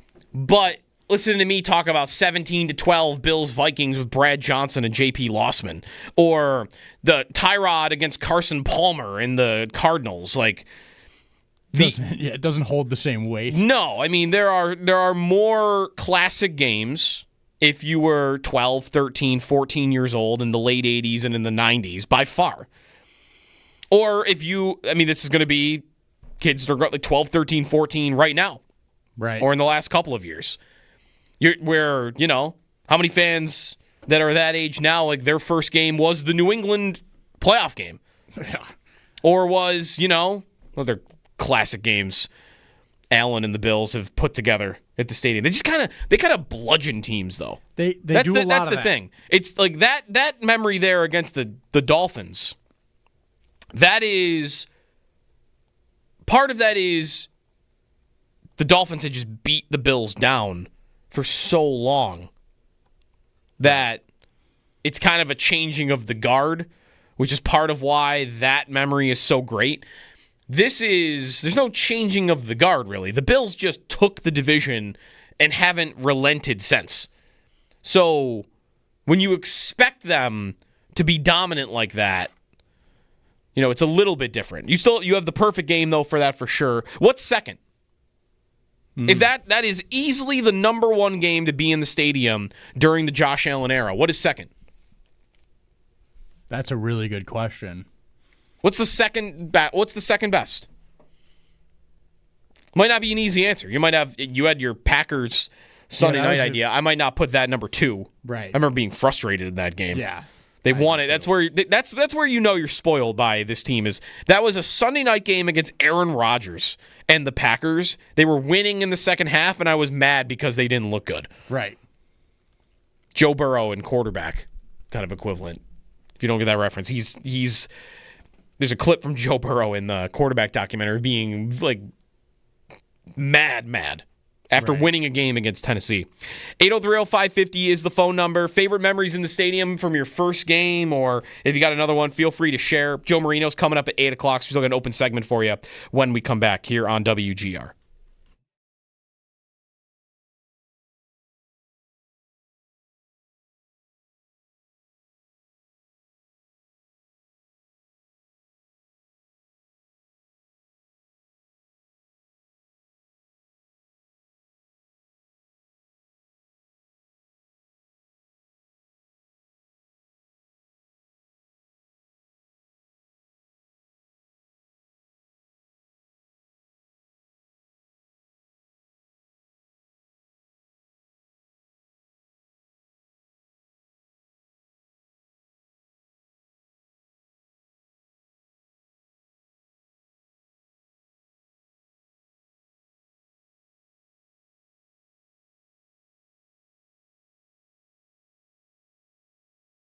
He is the Bills ranked at number 28. Just one guy's opinion. He does this every year.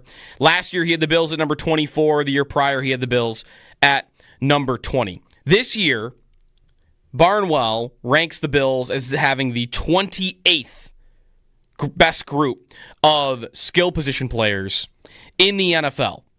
And he writes about Shakir being, the best player on that offense outside of Josh Allen, and James Cook, I guess the best pass catcher on that offense. And he writes about how Keon Coleman failed to establish a consistent role in the lineup and how he only had 3 catches on 46 routes in the postseason, which when you see it put like that, Curtis Samuel was anonymous. Dalton Kincaid failed to top 55 receiving yards in a single game, and that Matt Collins was the guy that exceeded expectations, and he is now gone. So he lands on number 28. And while even I would have them higher than that, I don't think it is offensive for them to be that low with the group that they have. The group, there are going to be people that look at that group on paper and say, what really is going on there? Who do you have that is like a real, true difference maker outside of... They have two, and maybe this is why they should be higher than 28th. Your running back is really good, and your slot receiver is really, really good. And everything else around that is a bit of a question mark, but you've got two solidified good players at their position. And there's only, there's only going to be 5 skill position players out there on the field at once. Who would be, maybe you'd be offended by the teams that are above them. The Jets are one spot above them at the skill position player group. The Giants are a spot above that at 26. The Bears, the Saints.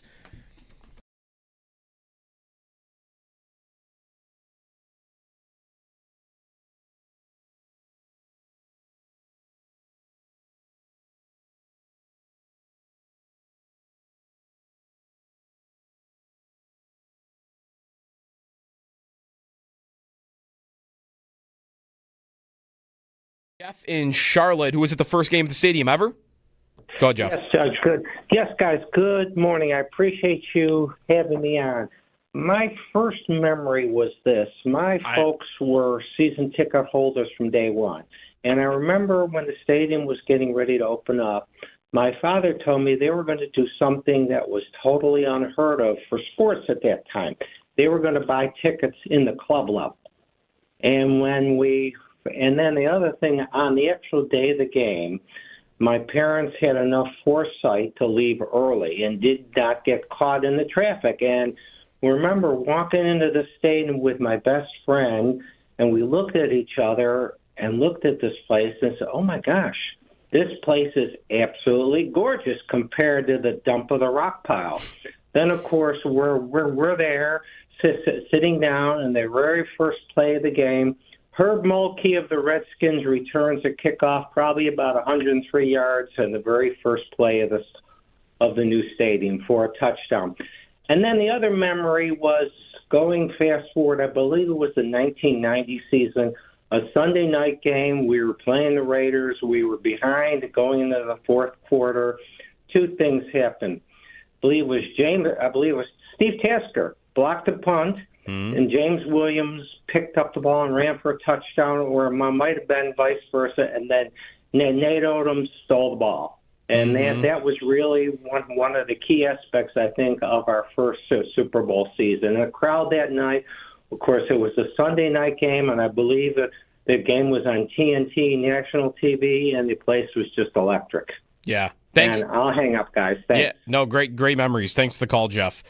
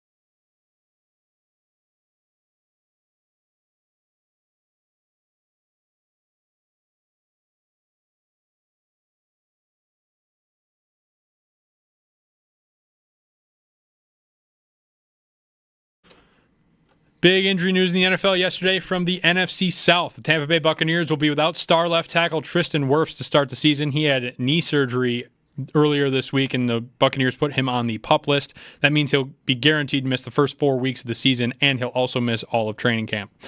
Over in the NBA, Devin Booker of the Phoenix Suns signed a new deal with the team last night, making him the highest paid player in the NBA.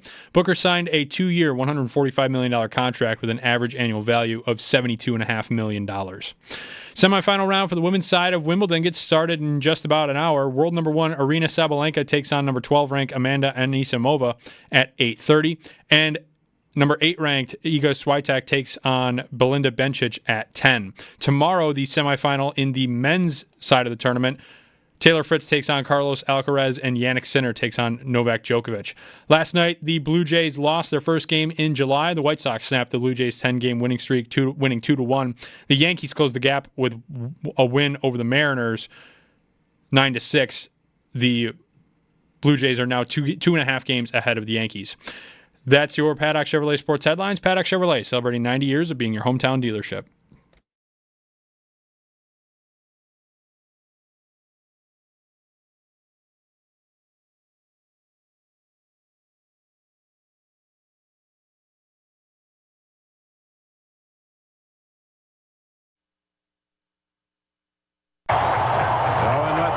Fans have been waiting for a championship season. It could be in just the 12th week decided today. If this field goal is good by Norwood, the Bills win the AFC East.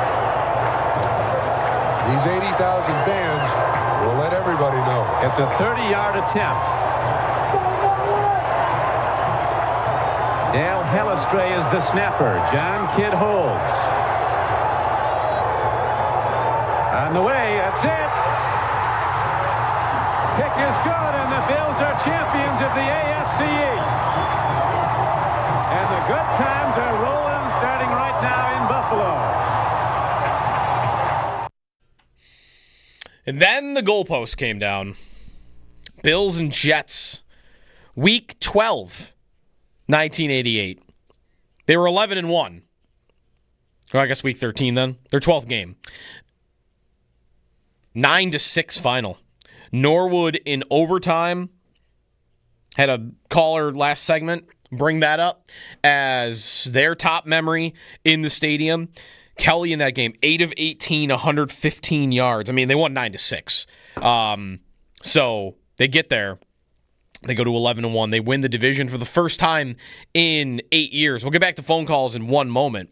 But while I have it pulled up, do you two think you can name in order the list of AFC East titles by who has the most?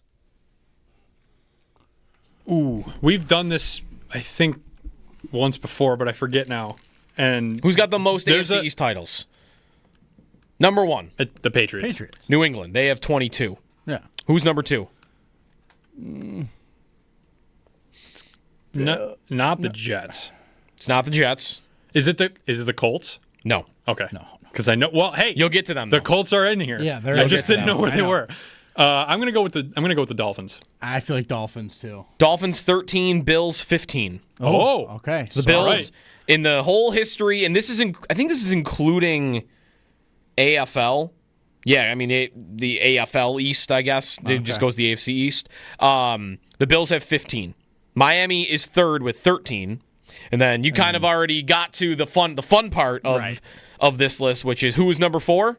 The Colts. The Colts have 6. The New York Jets, meanwhile, have 4. Wow. Not only do the Jets not have, I mean, the Colts have not been in the AFC East since they last won it in 99. And they haven't been in the division in 20 plus years. Not only the Jets not 4th, they are 3 division titles away from being 4th. Right. How many years is it going to take for the Jets to win 4? To win 3 more? Oh, do they do it in the next 7 years? 10 years? This list starts in 1960. Right. That's 65 years ago. They only have 4. Yeah. So, actually, are they 6th? Because also, hold on a second here. Man. If you go way back into the AFL days, the Houston Oilers have 3. They have 3, so they missed by 1. It'd be awesome. So you're lucky, Jets. How about that? 4 division championships in 65 years? It's crazy. New England 22, Buffalo 15, Miami 13, Jets 4. It's just... Yeah. Like the Bills have gone through bad times, obviously, the drought. Miami's gone through bad times. They're currently in a 25-year playoff win drought, right? Right. But the Bills have mixed in 2 eras of dominant football. The Dolphins had one that was a long time ago, but they had it, right? Yeah. New England had a long one. The Jets have just not had one. They've just never been the top dog. Other than for like a long period of time. Like Miami was for a decade. New England was for 2 decades. The Bills right now, it's going to be a decade. It's 7 years right now. Yeah. Right? So the Bills had another decade like that. The Jets just have never had more than like 2 years at a time when it's ever happened. That's hilarious. All right, back to the phones. Memories in the stadium. What was your first game? It's the last season at the stadium. Just kind of rolling on, some cool memories that fans have had this morning. Let's go next to Frank in Rochester. What's up, Frank? Hey, how you doing? Morning. So my top memory, it was Bills versus Jaguars, and Flutie was at the helm. Mm-hmm. They're down at the 5-yard line. I'm in the end zone. So Molds gets mauled the play before, and I was mad and threw all my peanuts and shells onto the end zone. Okay. Official. So the next play, Flutie bootleg, takes it in from 5. And the cool thing about it, the next week I get my Sports Illustrated, and there's a full-page picture of it with Flutie about to step on my peanuts that I threw on the field. They made it to the field. So I always remember that one. Made it to the field. Yep, they stayed down there for the play. Okay. Do you have that framed with like the peanuts circled on the cover? Absolutely. Love it. Absolutely laminated. It's always up for when we do our fantasy football draft. Love it. Thanks, Frank, for the call. Yeah, no problem. Bills and Jaguars 98, 17-16 with the win. The Bills and Jaguars, by the way, 10-10 all time against each other. Exactly 10-10. Although I think tie goes to Jacksonville because they have won in the playoffs multiple times against the Bills. I was pulling up their history to find that game, and they have a weird history. Like 2 losses to the Jaguars with Josh Allen at quarterback, one of which being the ridiculous 9-6 Urban Meyer game, and then that London game. Back to the phones to Bill in North Tonawanda. What's up, Bill? Good morning. I have a memory that got me my 15 minutes of fame back in November 13th of 2005. I was one of the security guys. I worked for law enforcement, and I was in the end zone, the opposite end, the scoreboard end, and it was J.P. Lossman threw a touchdown pass against the Kansas City Chiefs.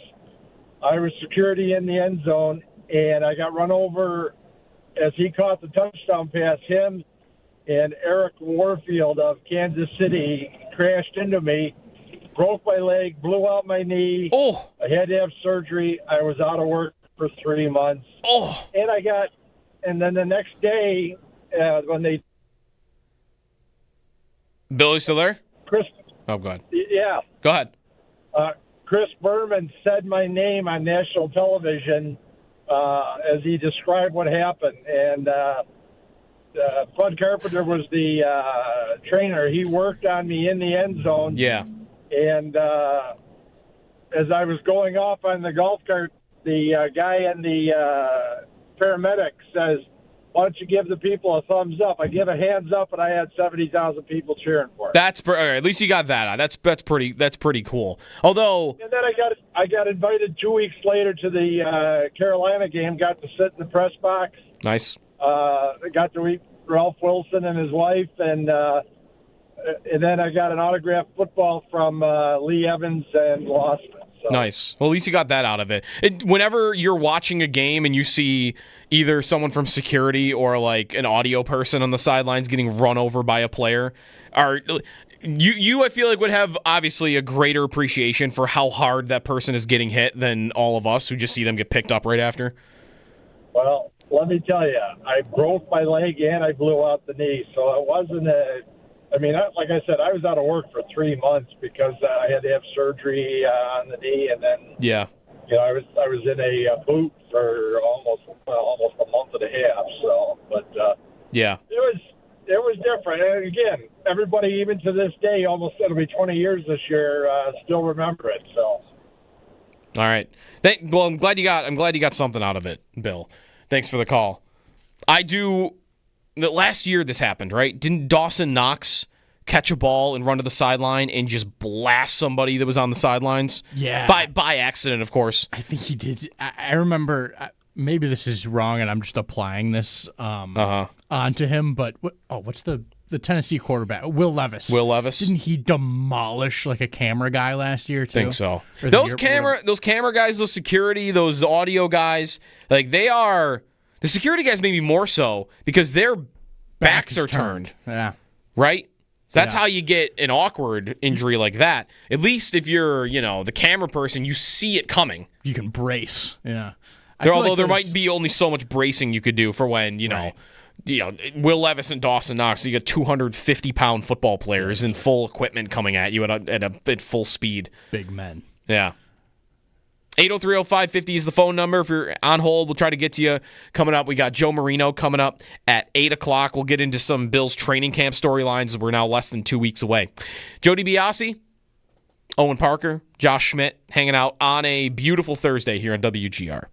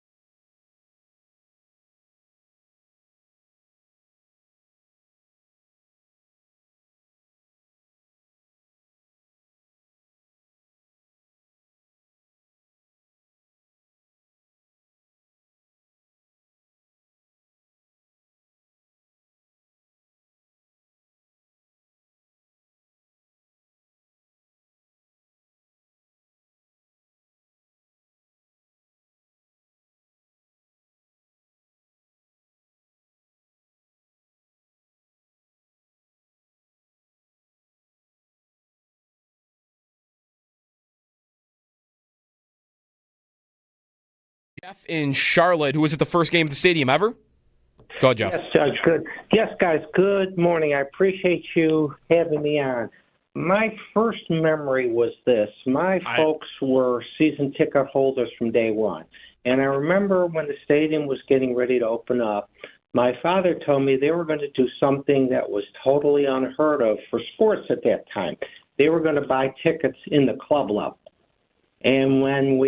And then the other thing, on the actual day of the game, my parents had enough foresight to leave early and did not get caught in the traffic. And I remember walking into the stadium with my best friend, and we looked at each other and looked at this place and said, oh, my gosh, this place is absolutely gorgeous compared to the dump of the rock pile. Then, of course, we're there sitting down in the very first play of the game. Herb Mulkey of the Redskins returns a kickoff, probably about 103 yards in the very first play of the new stadium for a touchdown.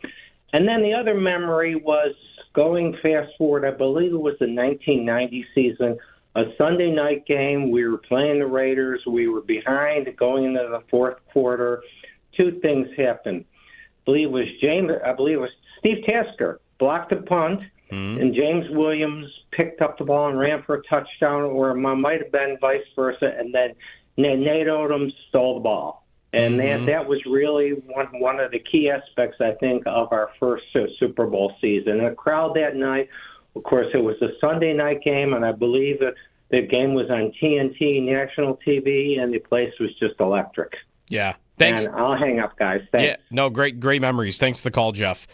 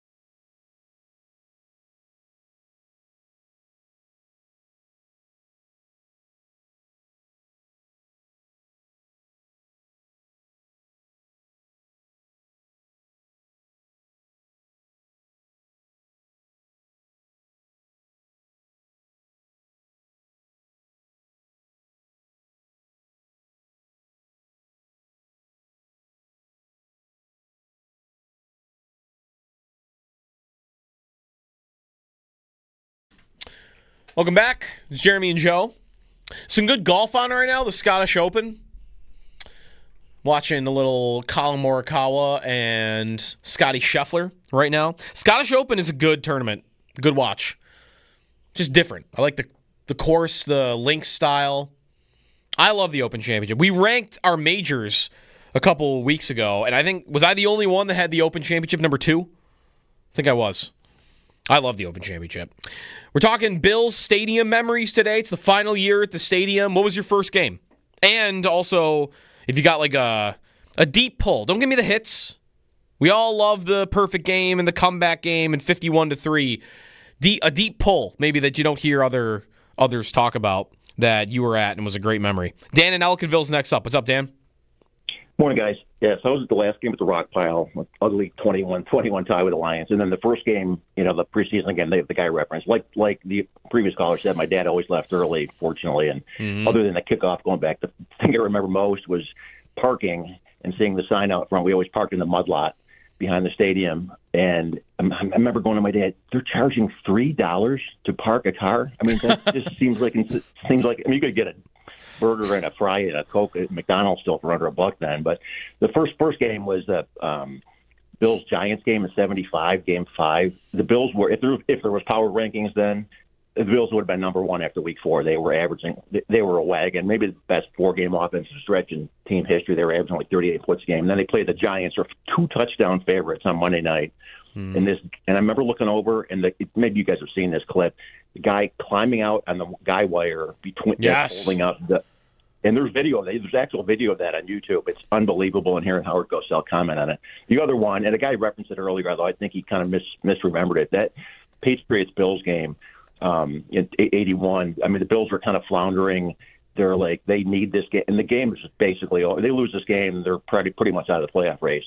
Half the stadium had emptied. The Bills got the ball with 30 seconds left and no timeouts and 70 yards to go. And it's one thing to hit a Hail Mary, but they hit essentially 2 Hail Marys to Roland Hooks on that drive. And my dad would never, ever leave a game early, ever. And I was mad at him because it was cold. And I'm like, why are we still here? And then when Hooks caught the touchdown pass to win, and you can find that clip because you can hear Van Miller going nuts, and that clip is amazing to listen to. And I'm hugging this woman. There's 8 seats empty between me, and I'm running down. I'm hugging this middle-aged woman who I don't even know, and I'm 17. Was like 19 years old. I think I was a sophomore in college.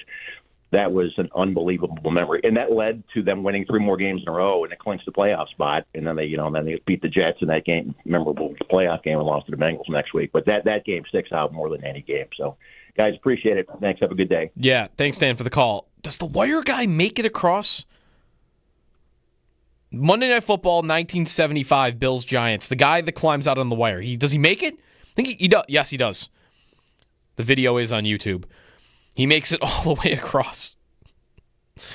What on earth? That's, you say the guy climbing out on the wire game, and I know exactly what you're talking about. I wouldn't have been able to tell you it was the Giants or that it was 1975, but I did know that there was a game where a fan climbed across the wire. That did happen. By the way, $3 back then, it'd be $21 today. So that's a pretty good deal. Yeah, that's a pretty good deal. Not gonna lie, should have been $6 back in the day. $6 to park a car. If everything should be equal, or on par, should be $6. 803-0550 is the phone number. Joe Marino, when we come back, Locked On Bills. We'll talk a little bit about. I'm gonna ask Joe about the evolution of the Bills' offense and what we might see different this year from last year. Coleman, Kincaid, a lot of good stuff to get to with Joe when we come back. Training camp under 2 weeks away, and we'll get back to your phone calls in a little bit. It's a good conversation and memories about the stadium today as we head into the final year of Highmark Stadium. It's Joe DiBiase, and stay tuned. Joe Marino is going to join when we come back here on WGR.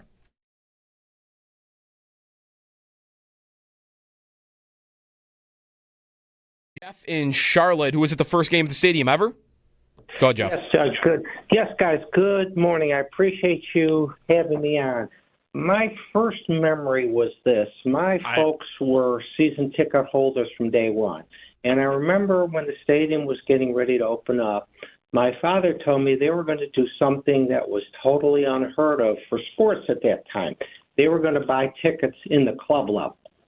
And then the other thing, on the actual day of the game, my parents had enough foresight to leave early and did not get caught in the traffic. And remember walking into the stadium with my best friend, and we looked at each other and looked at this place and said, oh, my gosh, this place is absolutely gorgeous compared to the dump of the rock pile. Then, of course, we're there sitting down in the very first play of the game. Herb Mulkey of the Redskins returns a kickoff probably about 103 yards in the very first play of the new stadium for a touchdown. And then the other memory was going fast forward, I believe it was the 1990 season, a Sunday night game. We were playing the Raiders. We were behind going into the fourth quarter. 2 things happened. I believe it was Steve Tasker blocked a punt, and James Williams picked up the ball and ran for a touchdown, or it might have been vice versa, and then Nate Odom stole the ball. And that was really one of the key aspects, I think, of our first Super Bowl season. And the crowd that night, of course, it was a Sunday night game, and I believe that the game was on TNT, national TV, and the place was just electric. Yeah. Thanks. And I'll hang up, guys. Thanks. Yeah. No, great memories. Thanks for the call, Jeff.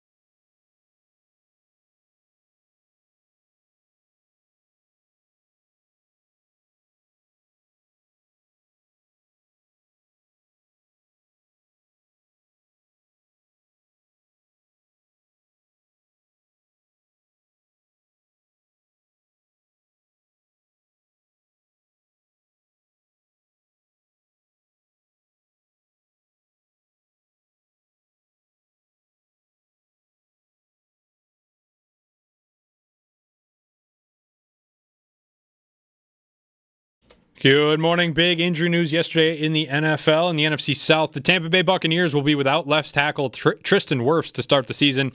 The Buccaneers put Wirfs on the PUP list yesterday due to a knee injury. He had surgery earlier this week.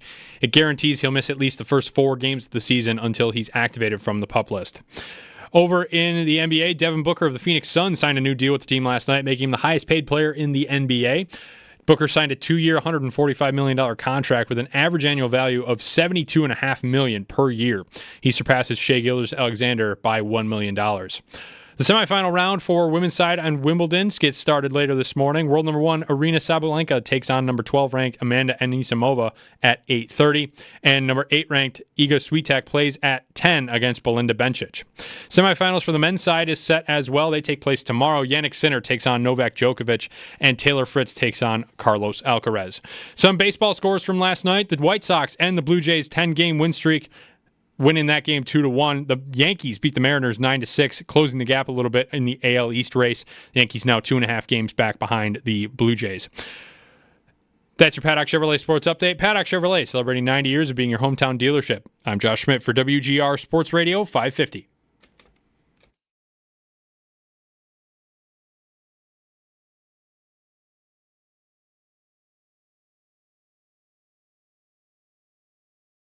I think it's a little bit on both those guys have to stay healthy at the same time, both Kincaid and Knox. And I think if we're being honest, Kincaid probably has to take a decent step forward. There's an expectation level that he's got to become. Knox is proven to be a good player. So, yeah, I would love Buffalo to do it. You know, Kincaid's got to take a step, and he's got to stay healthy enough to get capable of it. The 6th offensive lineman thing was kind of 12 in a way. It kind of was. It was an obvious, like a heavy 12, I guess, because it was such a blocking emphasis rather than a pass-catching emphasis. But I totally agree that it would diversify it in a way that would be less predictable. That is ESPN's Dan Orlovsky. He was on with Mina Kimes, and they spent a lot of time talking about the Bills yesterday. I've only heard bits and pieces of it so far. I'm going to fully listen to that today. Sounds like they had some good stuff on there. Good morning, it's Joe DiBiase. Jeremy is off today. Been a good start to the show here. A lot of good calls on your first Bills game as we head into the final year at the stadium, and asking, those that aren't season ticket holders if they're going to try to make it out for one last trip. Had a couple fans that are going to the Tampa game. Ed McGrogan from the Tennis Channel told us that him and his son are going to the Tampa game actually also for their last trip to the stadium.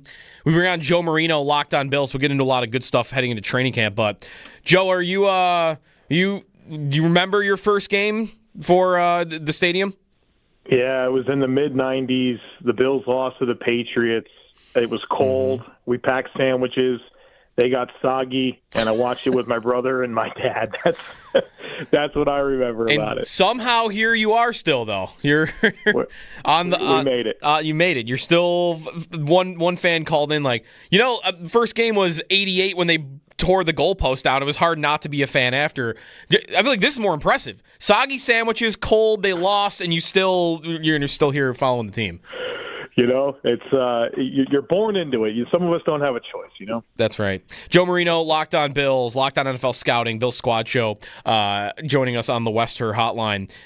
On that clip a little bit, Joe, because it actually reminds me of, I think you tweeted out some stats the other day about the Bills and their protection and how often they were doing 5-man protections last year.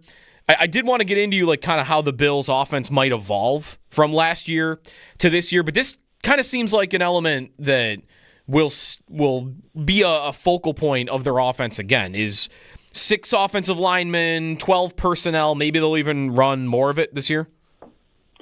Yeah, I think there's some identity pieces of the Bills offense and that I expect to carry over year, where I do think you'll see a good amount of heavy personnel, which is multiple tight ends or multiple backs, or continuing to use that 6th offensive lineman.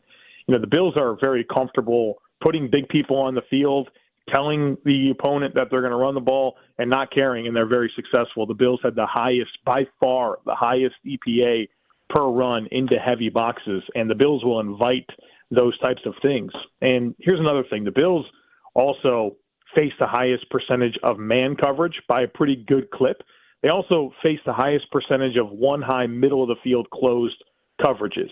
And this tells a story. This tells a story that teams last year were not impressed with the Bills' wide receiver talent. They were willing to play in man coverage, give you those one-on-ones on the outside, and load up to try to, stop passes to the middle of the field and stop the run. And that was widely unsuccessful, but that was at least strategically what defenses wanted to do against the Bills, right? You're talking massive swings of information here, not middle of the pack. You're talking top of the league. It tells a very clear story.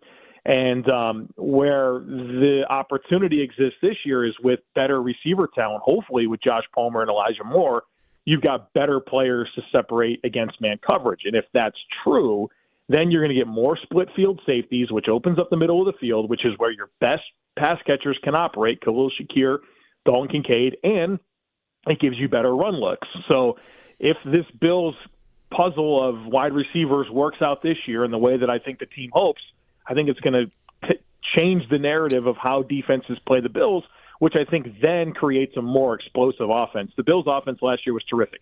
They scored a lot of points. They were highly efficient. They were explosive in the run game, but they actually lacked an explosive passing game. I think this structurally could evolve that. And you kind of led this question by talking about the Bills and five-man protections and the stats that I put up. I'd been suspicious for a long time that the Bills would lead the league or led the league last year in five-man blocking surfaces. And what that means is, on any given play, you have five offensive linemen, a quarterback, and then you have five eligible receivers. So if you use a five-man blocking surface, that just means that there's no eligible receivers staying into pass block, no tight ends, no running backs. It's your five offensive linemen handling the blocking duties. And the advantage there is you maximize the amount of receivers that go out in routes for Josh Allen. And it's not that the Bills didn't face pressure with five-man protections. They just trusted Josh Allen to figure it out. And he had an all-time great season of not allowing pressure to turn into sacks. I think only 8% of pressure against Josh Allen turned into a sack last year, which is unbelievably low number. That's really rare stuff. And so what the Bills want to do is, number one, maximize the amount of receivers and routes for Josh Allen. But number two, they also know that they have a unicorn quarterback that, well, he can deal with that free rusher, and we've seen it happen time and time again. So the Bills are a unique offense. They do things a little bit different. Obviously, when Josh Allen's your quarterback, it opens up a lot more. We say things like, not everybody can do this. Well, there's the practical application of how when you say, hey, not a lot of teams can do this, not a lot of teams can say, hey, we're going to block with 85% of the time and trust that our quarterback will figure it out, and that way we can have all of our players out in routes. It's a really unique formula, and Josh Allen opens up the whole world of options for the Bills offensively. Right, him buying time and then just giving the receivers more time to run routes. If their problem is separating, that helps. And really, to go back to your comment about the Bills against stacked boxes, and if the receivers can improve from last year to this year, which I think a lot expect to happen with Palmer, Moore, a second-year Coleman, it almost kind of sounds like, Joe, you're setting up a scenario where, as efficient as the Bills were running the ball last year, like if they are dragging teams out of stacked boxes more than last season, we could almost see their run game be even better. Yeah, I mean, less bodies for James Cook to negotiate when running the football. Yeah, more safeties playing from depth. Yeah, that'd be phenomenal. Yeah, so there's a complementary nature to how the receiver talent can dictate the looks that you get running the football. And, running the ball is just so much oftentimes about math, how many blockers you have versus how many box defenders they have. If you change the math for James Cook because you have better receiving talent that forces more too high coverage shells, yeah, I think you could see a really good rushing offense be even better in 2025. Joe Marino with us on the on the Wester hotline here. Joe of Locked On Bills.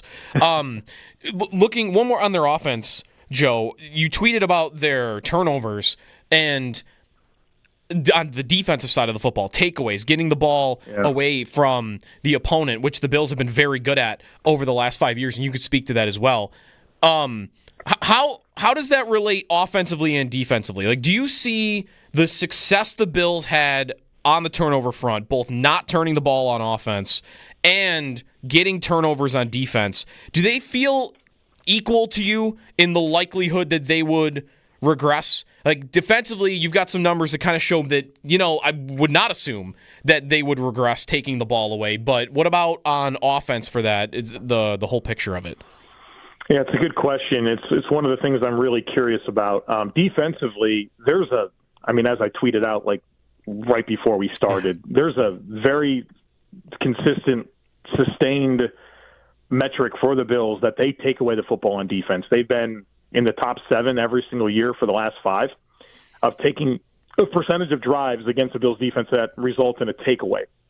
Mm-hmm. And the reason I tweeted that out is because I was listening to Check the Mic with Sam Monson and Steve Palazzolo, and they did a segment on the Bills, and I thought it was mostly fair, but one of the talking points that was brought up was, hey, turnovers are fluky. They're not a sustainable year-over-year metric. You're talking not turnovers, takeaways, defensive takeaways. So these are not year-over-year sustainable metrics. And I'm like, well, maybe that's true, but it's not for the Bills. The last 5 years, they've been in the top 7 of the league, and 4 times in the top 5, 3 times in the top 2. They've been number 1 each of the last 2 seasons.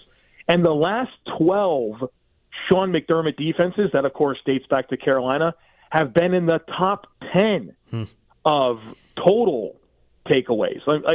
So, yeah, maybe that's true for most teams, but it's not for Sean McDermott. And you hear him talk about, like, hey, you get what you emphasize. Clearly, whatever emphasizing is happening across different teams, different players, Sean McDermott gets takeaways, and that's a big deal. And yes, I feel like that can sustain itself. The other side of the equation is giveaways. Can the Bills maintain their low giveaway offense that they had last year?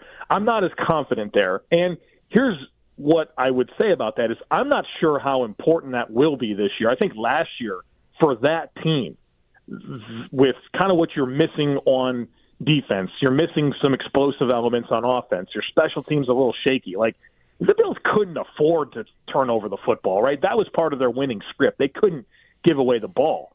And so is this year's team different? Like, are they better defense and special teams so they can have a little bit more of a risk appetite offensively? I'm not sure, but there's a possibility of that. But also, last year was an outlier season. The Bills are not usually that good at taking care of the football, historically great. So, yeah, there's probably a regression there.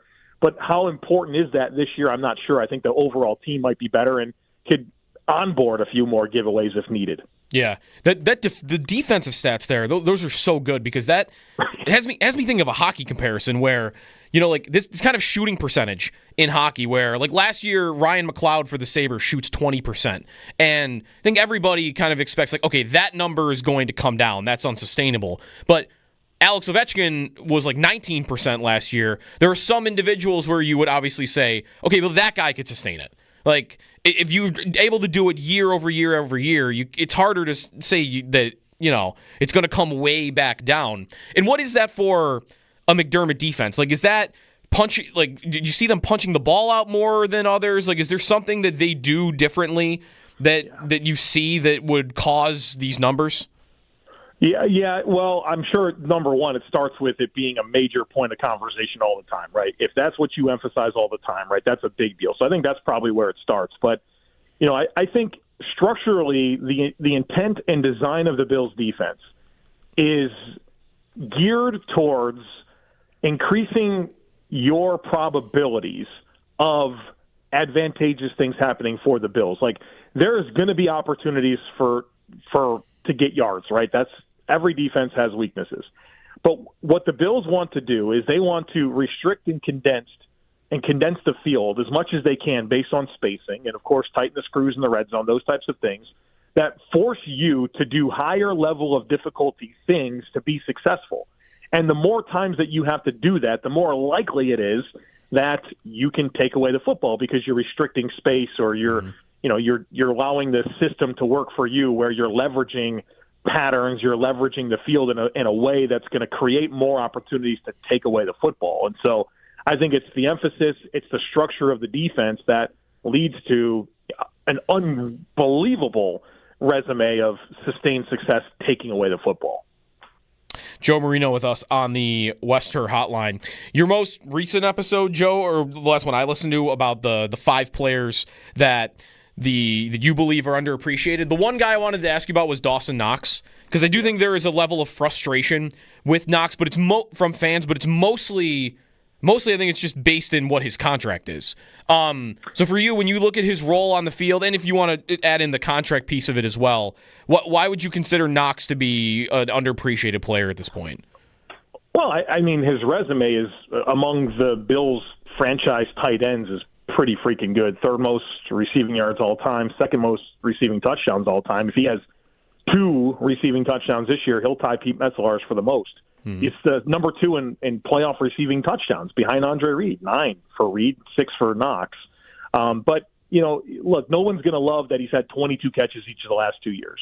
No one's going to love that he gets paid $9.8 million a season, right? That's where things get fluky. And I'm not here to defend that he's paid appropriately or that, that's a fair number for him, because it's not. But if you can compartmentalize and appreciate the player that he is on the field, he's very useful. He played the 2nd most snaps of any offensive skill player last year for an offense that has an argument to be the best in team history. So if you want to measure it by catches, okay, I'm not going to be able to win that argument. But if you want to measure it in terms of a player's role and what they mean for a run scheme and how they free up your other players to function more from the slot because of what they can do in line, that leads to a very good overall offense, not very good, an elite NFL offense, one that might be the best the Bills have ever put on the field, like that matters a ton. And then there's the whole leadership component. Like, I think he is Bills DNA through and through. I think he's everything that McDermott and Beane want in a player.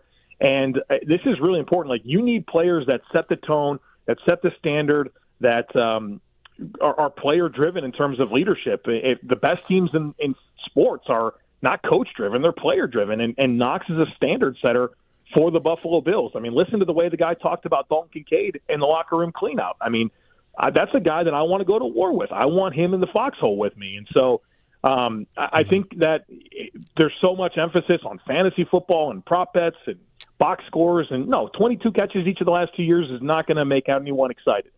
There's a lot more to playing the tight end position. In fact, they do way more blocking than they do pass catching. And the elements that Knox does provide is extremely valuable. And yeah, I can't defend the contract that, he was coming off of a 600-yard, 9-touchdown season.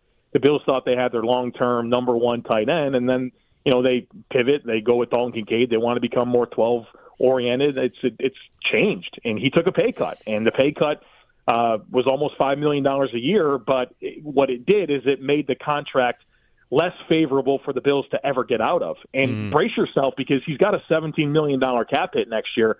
And my guess for what the Bills will do with that is extend him. I think they'll extend him and spread out that money across more years. I think Knox is probably going to be a Bill for life, and hopefully the contract can be more in line so that people can appreciate more of what he actually does provide this team, and not be caught up in, well, he only catches 20, 25 passes a year. Yeah, that feels like a good bet. The fantasy component of it too. The other reason that like fantasy players would be frustrated with him is not only that he doesn't put up big numbers, but there is this feeling that he blocks Kincaid in some way, shape, or form. And for that, the blocking versus even maybe insulating Kincaid, because Kincaid's body broke down a little bit last year. He had an injury, right? And Knox does a lot of the dirty work. He lines up in line more often than Kincaid does. How do you see Knox for Kincaid? Blocking him at all, if that's true. I mean, the route participation rate is usually what gets referenced there, that Kincaid doesn't run as many routes as some of the top tight ends in the league. But then Knox also being there, I feel like, does help Kincaid not have to do certain physical things that might, cause him to get injured. Yeah, I think there's so many layers to that. That's a great question. I would say, first of all, I think it's the exact opposite. I think Knox frees up Kincaid.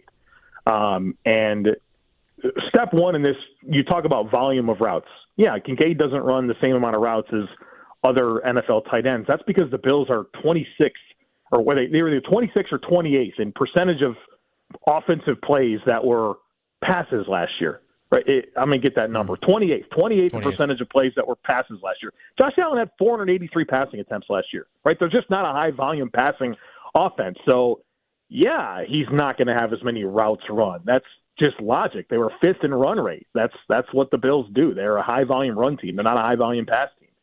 And so, yes, the volume of routes will be lower. However, Dalton Kincaid last year was the highest targeted tight end in the NFL per route run. When the Bills throw the ball, they want to throw it to Dalton Kincaid. And nothing about Dawson Knox's existence hurts Kincaid's receiving profile. In fact, it puts him in a position where he can be moved around more because he doesn't have to play in line. So I think that's a misguided understanding on the relationship, and I think the context of the overall picture with the Bills' offense really tells that story. Joe Marino with us on Wednesday mornings, moving to Thursday this morning. Locked on Bills, Locked on NFL Scouting. He's around. You can definitely hear his stuff coming into training camp in a couple of weeks. Thanks, Joe, as always, and we'll talk next week. All right, thanks for having me. Joe Marino on the Western Hotline, at the Joe Marino, if you want to follow him there and check out the podcast. Quick follow-up on that Kincaid part. I think there's a really good defense for how Knox actually does help Kincaid. And it is very different, the Bills' value of it versus like the fantasy value of it. Because I do think Kincaid can be a monster stat producer. But it's more about him, I guess. These guys like Trey McBride is really the name that I keep coming back to. Trey McBride has become this tight end, do-it-all. Like, he's going to be, I think, an elite tight end for years and years and years. You'd like Kincaid to develop into a player that can be that do-it-all, snap count, route rate. But if he doesn't, and Knox takes a lot of that dirty work, and Kincaid is able to produce just in the pass game, I think everybody would sign up for that, including the Bills. 803-0550 is the phone number. We've got a Tampa Bay guest, Scott Reynolds, coming up. When we come back, we're going opponent by opponent on the Bills' schedule this week. We're at Tampa. The Bucs had some bad news also in the last 24 hours. One of their best linemen, actually I think definitively their best lineman with a tough injury, Tristan Wirfs. So we'll get the scoop on what's going on with the Bucs when we come back here on WGR.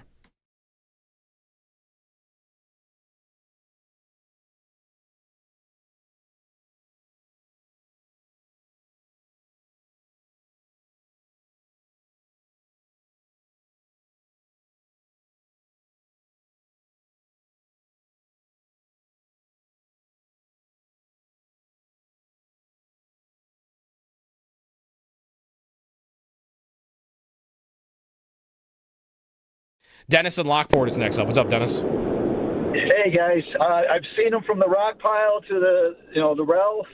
Obviously, the Miami game when we tore down the goalpost and the greatest comeback were great things. But there's two memorable moments as a kid and growing up being a Bills fan. We never missed a game. My mom would not let us miss a game. She's a diehard Bills fan.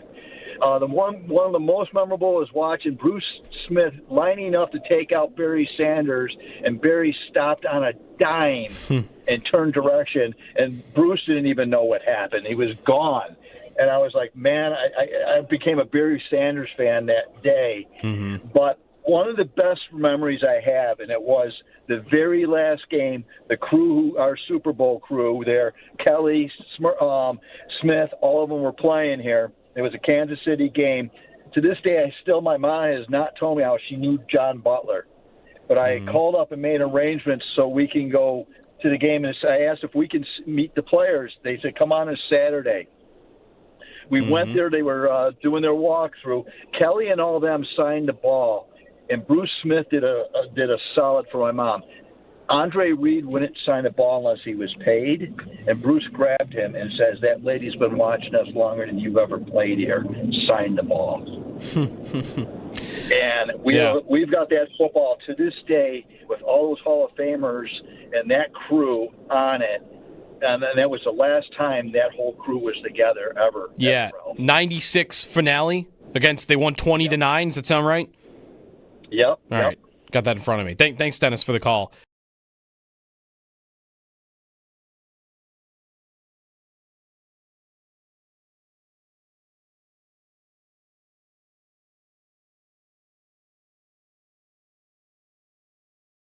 I did want to get into like kind of how the Bills' offense might evolve from last year to this year, but this kind of seems like an element that will be a focal point of their offense again. Is 6 offensive linemen, 12 personnel. Maybe they'll even run more of it this year. Yeah, I think there's some identity pieces of the Bills' offense, and that I expect to carry over year, where I do think you'll see a good amount of heavy personnel, which is multiple tight ends or multiple backs, or continuing to use that 6th offensive lineman. You know, the Bills are very comfortable putting big people on the field, telling the opponent that they're going to run the ball, and not caring, and they're very successful. The Bills had by far the highest EPA per run into heavy boxes, and the Bills will invite those types of things. And here's another thing. The Bills also face the highest percentage of man coverage by a pretty good clip. They also face the highest percentage of one-high middle-of-the-field closed coverages. And this tells a story. This tells a story that teams last year were not impressed with the Bills' wide receiver talent. They were willing to play in man coverage, give you those one-on-ones on the outside, and load up to try to, stop passes to the middle of the field and stop the run. And that was widely unsuccessful, but that was at least strategically what defenses wanted to do against the Bills, right? You're talking massive swings of information here, not middle of the pack. You're talking top of the league. It tells a very clear story. And where the opportunity exists this year is with better receiver talent, hopefully with Josh Palmer and Elijah Moore. You've got better players to separate against man coverage. And if that's true, then you're going to get more split field safeties, which opens up the middle of the field, which is where your best pass catchers can operate, Khalil Shakir, Dalton Kincaid, and it gives you better run looks. So if this Bills puzzle of wide receivers works out this year in the way that I think the team hopes, I think it's going to change the narrative of how defenses play the Bills, which I think then creates a more explosive offense.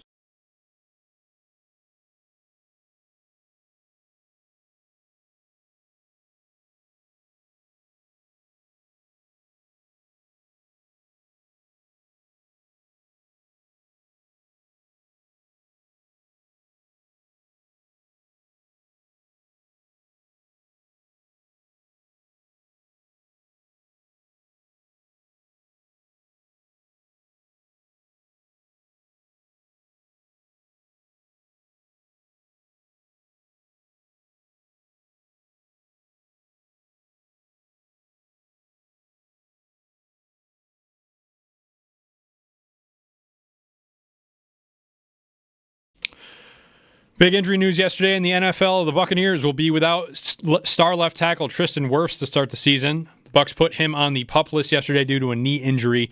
He had knee surgery earlier this week, and it's guaranteed he'll miss at least 4 games to start the season unless he's activated off the PUP list before then. Over in the NBA, Devin Booker signs with the Suns on a 2-year, $145 million contract, making him the highest paid player in the NBA with $72.5 million per year. And the semifinal round for women's side of Wimbledon gets started in just a few minutes here. World number 1, Aryna Sabalenka, takes on number 12 ranked Amanda Anisimova. And at 10 o'clock, 8 ranked Iga Swiatek takes on Belinda Bencic. Those are your Paddock Chevrolet sports headlines. Paddock Chevrolet, celebrating 90 years of being your hometown dealership.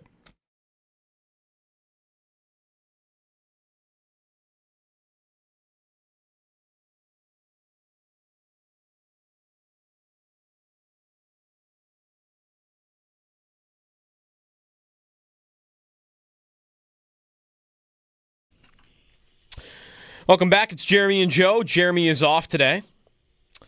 We've had some really good memories brought up about the stadium. Final year at Highmark Stadium. And the Bills' 4th to last home game ever at the stadium, playoffs not included, is against the Buccaneers. We've been going opponent by opponent this week. Let's talk some Bucs. Scott Reynolds now on the Western Hotline from Pewter Report for a few minutes on what's going on in Tampa. Scott, it's Joe in Buffalo. Thanks for coming on the show. Hey, Joe, how are you? I'm good. So this conversation we've been having some stadium memories with fans today. Mm-hmm. No Tampa memories have come up, but the reason for that, I don't know if you would know the reason for this or if it's just pure coincidence, but the Bills and Bucs met 8 times from 1976 to 2005. They were all in Tampa. The Bucs never came to Buffalo until 2009, and I have no idea why. Yeah, I don't either. That is crazy. Just schedule quirks, I guess. So they've come a couple times since then. Yeah. So I think maybe he'll be back by the time they would play the Bills, but how tough of a break is the news about Tristan Wirfs losing him to injury? Well, yeah, I mean, this was an injury that happened last year in Week 9 against the 49ers, and the Bucs had a bye week the next week, and then he missed the Week 11 game against the New York Giants up there in the Meadowlands. But then he came back and played the rest of the season, including the playoff loss to Washington. So this was a minor knee injury that he had, and I think he tried to rehab it away. And it still was bothersome at the end of the OTAs and the minicamp. And, should he have had knee surgery earlier? Maybe. We don't know all the details because everyone's on vacation right now, including Tristan Wirfs. But, the team has not put him on the PUP list yet. They will assess that injury and his rehab progress over the next 2 weeks when the team reports for training camp on the Veterans Report on the 22nd. So there's a couple weeks where he can rehab it, and they'll kind of assess it. And if they need to put him on PUP, they will, but that has not really been determined yet. There is a chance he misses the first couple games of the season, but at the same time, we'll see, and we'll know more in a couple weeks when the team reconvenes for training camp. Scott Reynolds with us on the Wester Hotline. So the overall on the Bucs, let's start at quarterback, because for 2 years, I mean, if people don't know the stat, it's pretty crazy that Baker Mayfield leads the NFL in passing touchdowns over the last 2 seasons. Yeah. How surprised have you been by how good he has been in Tampa, and has he raised expectations for the whole team going into this season because of his success in the 2 seasons in Tampa? Well, I mean, I'm not that surprised because he was the number 1 overall pick, right, in 2018. He's a very talented player. He won the Heisman at Oklahoma. He's been on some bad teams and really hasn't had the supporting cast around him. He's also had a new offensive coordinator every year. and that's going to be the situation here in Tampa. He'll have his 3rd offensive coordinator in 3 years. It was a merry-go-round of play callers in Cleveland, and then, of course, he got dealt to Carolina and then finished the season with the Rams. So he has not had consistency and stability. Now, he will have that in the form of the same system, the same playbook, the same weapons, the same offensive line. So there is a strong familiarity with the scheme that Liam Cohen brought to Tampa from L.A. with the Rams last year, because Josh Grizzard is the new play caller. He was the pass game coordinator last year. He's got a great relationship with Baker. So you look at last year, 4,500 yards, 41 touchdowns. Can that be replicated? Yeah, there's a chance for that because there is that consistency, that familiarity in this scheme. And the Buccaneers offense exploded and was really a top 5 unit last year, and that's the expectation for this year to at least maintain, but if not build on the success they had last year offensively. That coordinator effect that goes back to Cleveland. So this would be what, like his 9th coordinator, 10th coordinator in the league? Yeah, I believe so. Yeah, it's crazy. It's a crazy statistic that he's had that many offensive coordinators, but it's a testament to his football IQ. Everybody gives, the first thing when you think about Baker Mayfield is he's cocky, he's got swagger, he's a feisty guy. His football IQ is really underrated. I mean, he is a really smart quarterback, and that's why he's had the longevity and the success. I was going to say, it makes the story even more impressive. It also reminds me of when the football IQ part of it, he shows up for the Rams, and like after a week, without even knowing the offense, he goes in and wins a primetime game. So yeah, I think he arrived on a Tuesday night and then played on Thursday and won a game for him. It's crazy. Right. How about the offense around him? So you mentioned the new coordinator. Mike Evans last year gets to 1,000 yards again. The Godwin injury. They drafted Buka. I think if you're a fantasy owner, you know how good Bucky Irving is, but maybe the casual football fan doesn't yet. Does it? Yeah. How many questions, I guess, are there on the offense around Mayfield? There really isn't, other than who's going to get the ball, because the problem with the Bucs from a fantasy football perspective is who's going to go off that week, because it could be Mike Evans, it could be Chris Godwin when he returns, it could be Emeka Egbuka, because teams are paying attention to Mike and Chris. It could be Jalen McMillan, who had 8 touchdowns last year as a rookie. sneaking around and getting some favorable matchups. It could be Bucky Irving. It could be Rashad White, who's one of the best third down backs in the league. It could be Cade Otton, the tight end, who everybody forgets about, but he's a really quality tight end. So there's just a plethora of weapons. All 5 offensive linemen return for Baker Mayfield this year.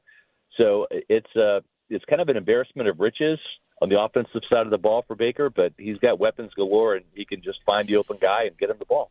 Last thing for you, Scott Reynolds of Pewter Report, for another minute here on the Western Hotline. I like the build of their offense a lot. I'm a big Mayfield fan. It feels like if their defense is even pretty good, they've got the potential to win maybe even multiple playoff games in the NFC this year. What state would you say the overall of the defense is in right now? I think it's much improved over last year, especially from a depth standpoint. The secondary was riddled with injuries. Antoine Winfield Jr. went from being the highest paid defensive back who's coming off an all-pro season. Injuries really from week 1 on kind of hampered his playmaking ability, but he's back and healthy now. They've drafted a couple corners, and Benjamin Morrison out of Notre Dame, Jacob Parrish out of Kansas State. Both those guys are ball hawks.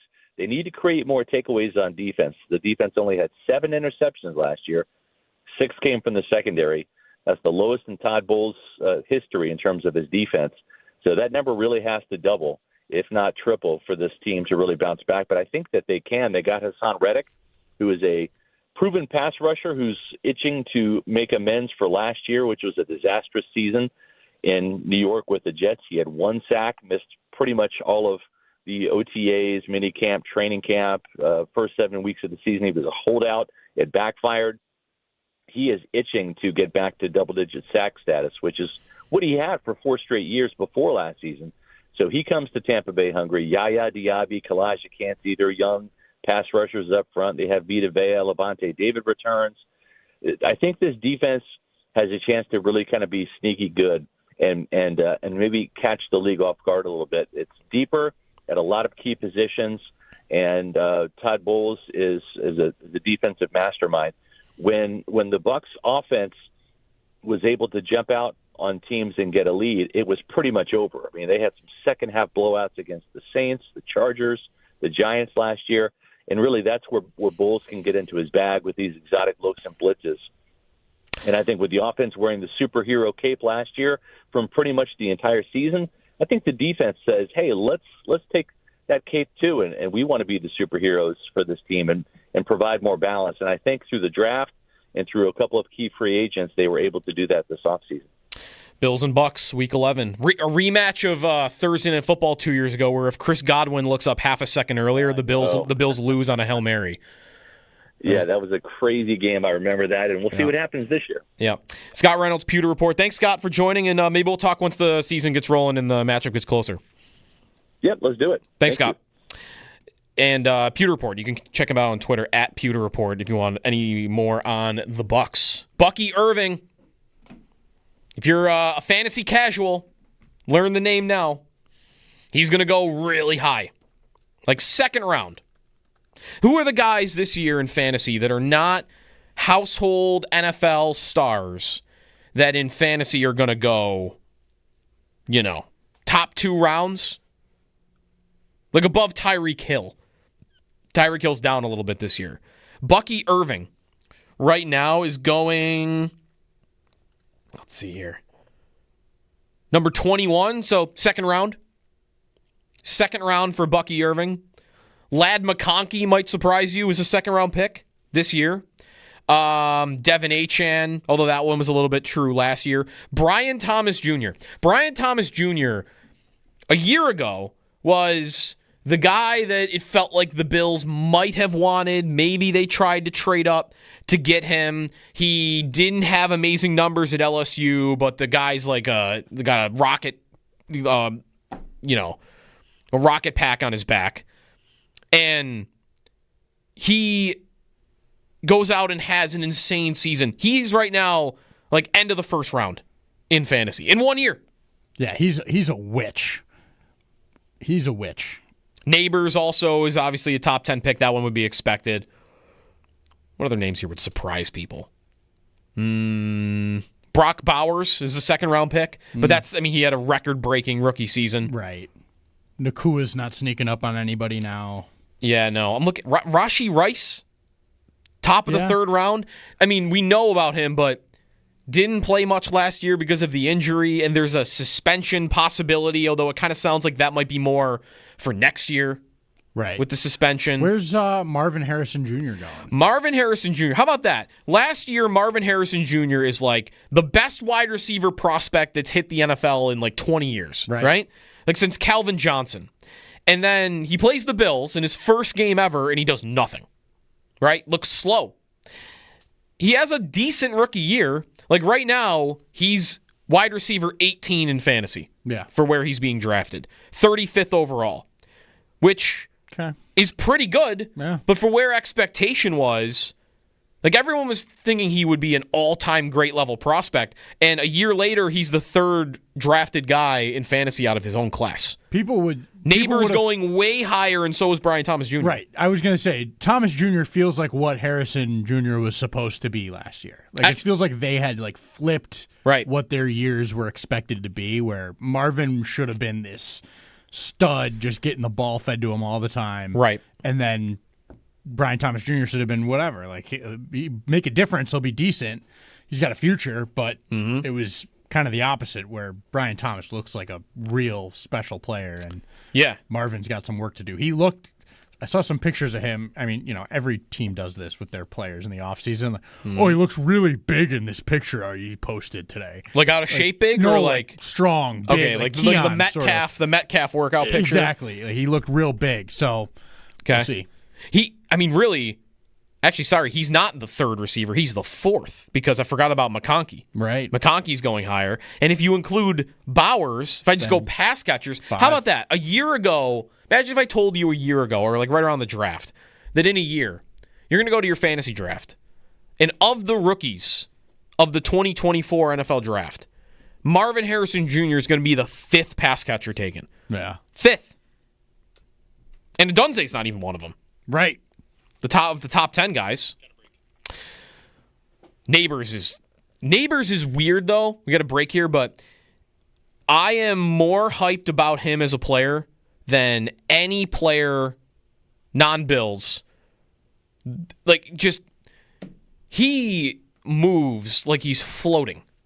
Like he's not even touching the ground. He looks really different. Like, there are some guys you watch play that just look different, and he's one of those guys. Like, he feels like someone that could do 2,000 receiving yards in a season. Like, he's capable of that. But my problem is, I got two problems with Neighbors, and he's going 7th overall. So you gotta buy high. Right, you gotta love him. He doesn't have a proven quarterback right now. It's either going to be Russell Wilson or it's going to be a rookie, and I don't love that.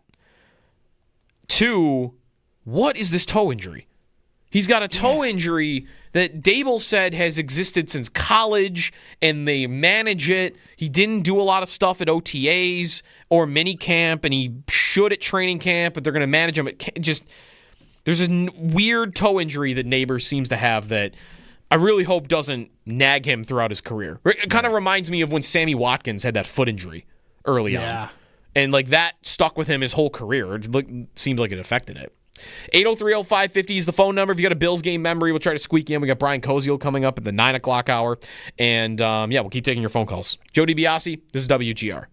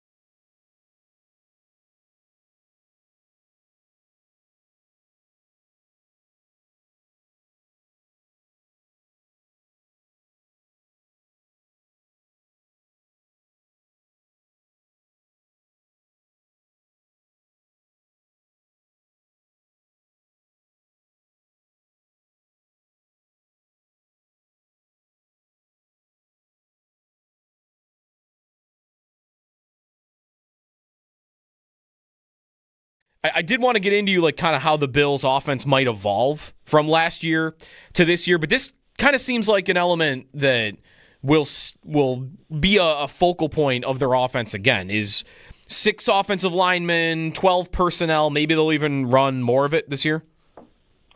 Yeah, I think there's some identity pieces of the Bills' offense, and that I expect to carry over year, where I do think you'll see a good amount of heavy personnel, which is multiple tight ends or multiple backs, or continuing to use that 6th offensive lineman. The Bills are very comfortable putting big people on the field, telling the opponent that they're going to run the ball, and not caring, and they're very successful. The Bills had by far the highest EPA per run into heavy boxes, and the Bills will invite those types of things. And here's another thing. The Bills also face the highest percentage of man coverage by a pretty good clip. They also face the highest percentage of one-high middle-of-the-field closed coverages. And this tells a story. This tells a story that teams last year were not impressed with the Bills' wide receiver talent. They were willing to play in man coverage, give you those one-on-ones on the outside, and load up to try to, stop passes to the middle of the field and stop the run. And that was widely unsuccessful, but that was at least strategically what defenses wanted to do against the Bills, right? You're talking massive swings of information here, not middle of the pack. You're talking top of the league. It tells a very clear story. And where the opportunity exists this year is with better receiver talent, hopefully with Josh Palmer and Elijah Moore, you've got better players to separate against man coverage. And if that's true, then you're going to get more split field safeties, which opens up the middle of the field, which is where your best pass catchers can operate, Khalil Shakir, Dalton Kincaid, and it gives you better run looks. So if this Bills puzzle of wide receivers works out this year in the way that I think the team hopes, I think it's going to change the narrative of how defenses play the Bills, which I think then creates a more explosive offense.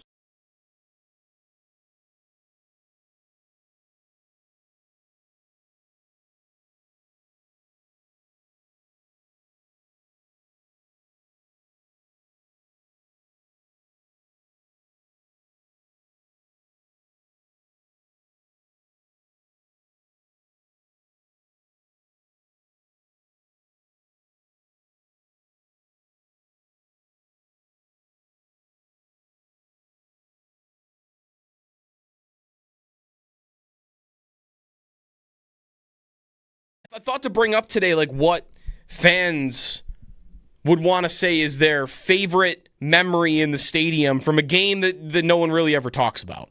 Because it's easy to say, 51-3, or the comeback game, or the perfect game against New England. Like, those are gimmies. Those are amazing days at the stadium that everybody would remember that was there.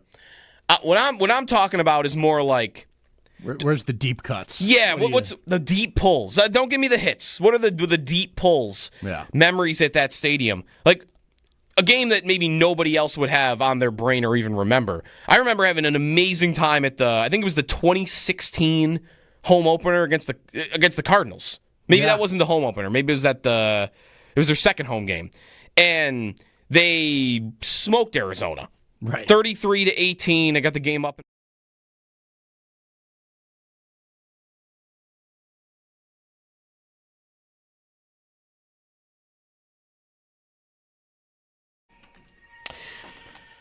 All right, it's time for the pick of the week. This week's Riverfront Auto Sales deal of the week is Luxury on Wheels. A 2016 Audi A8, 4-door sedan, 3.0T, sleek, powerful, packed with premium features. It's yours today at an unbeatable price. Don't wait. Drive it before it's gone. Only at Riverfront Auto Sales, where great deals roll out every day. 1379 Niagara Street, or shop online at riverfrontautosales.com. Call 716-886-1626. Pick of the week, the Wimbledon final. It's going to be good no matter what it is. The Final Four right now, Alcaraz, Taylor Fritz, U.S. player Taylor Fritz, Djokovic, and Jannik Sinner. I think it's going to be Alcaraz, and I think Sinner.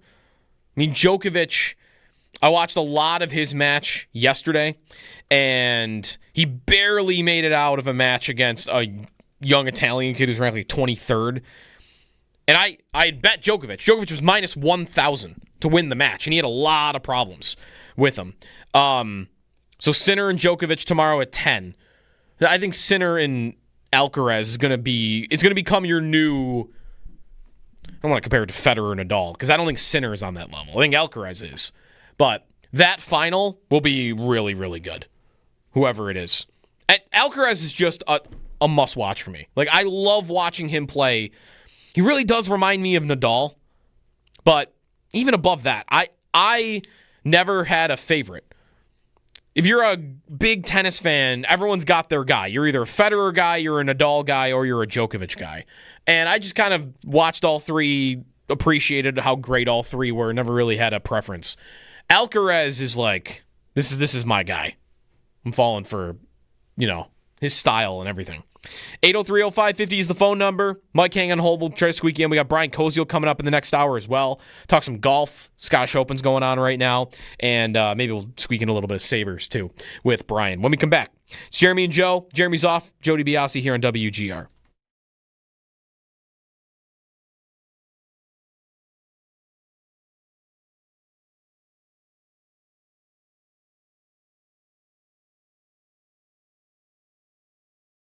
Joe Marino with us on the Wester Hotline. Your most recent episode, Joe, or the last one I listened to about the 5 players that you believe are underappreciated. The one guy I wanted to ask you about was Dawson Knox, because I do think there is a level of frustration with Knox, but it's from fans, but it's mostly I think it's just based in what his contract is. So for you, when you look at his role on the field, and if you want to add in the contract piece of it as well, why would you consider Knox to be an underappreciated player at this point? Well, I mean, his resume is among the Bills' franchise tight ends is pretty freaking good. 3rd most receiving yards all time, 2nd most receiving touchdowns all time. If he has 2 receiving touchdowns this year, he'll tie Pete Metzelaars for the most. Mm-hmm. It's the number 2 in playoff receiving touchdowns behind Andre Reed, 9 for Reed, 6 for Knox. But, look, no one's going to love that he's had 22 catches each of the last 2 years. No one's going to love that he gets paid $9.8 million a season, right? That's where things get fluky. And I'm not here to defend that he's paid appropriately or that, that's a fair number for him, because it's not. But if you can compartmentalize and appreciate the player that he is on the field, he's very useful. He played the 2nd most snaps of any offensive skill player last year for an offense that has an argument to be the best in team history. So if you want to measure it by catches, okay, I'm not going to be able to win that argument. But if you want to measure it in terms of a player's role and what they mean for a run scheme and how they free up your other players to function more from the slot because of what they can do in line, that leads to a very good overall offense. Not very good, an elite NFL offense, one that might be the best the Bills have ever put on the field. Like, that matters a ton. And then there's the whole leadership component. Like, I think he is Bills' DNA through and through. I think he's everything that McDermott and Bean want in a player. And this is really important. Like, you need players that set the tone, that set the standard, that are player-driven in terms of leadership. If the best teams in sports are not coach-driven, they're player-driven. And Knox is a standard setter for the Buffalo Bills.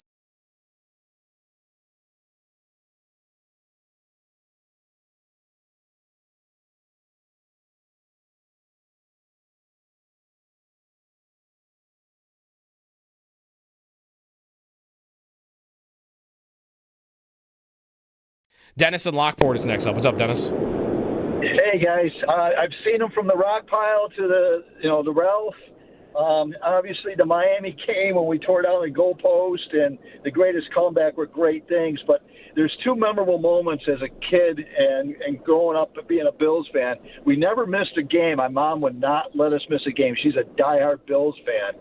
One of the most memorable is watching Bruce Smith lining up to take out Barry Sanders, and Barry stopped on a dime and turned direction, and Bruce didn't even know what happened. He was gone.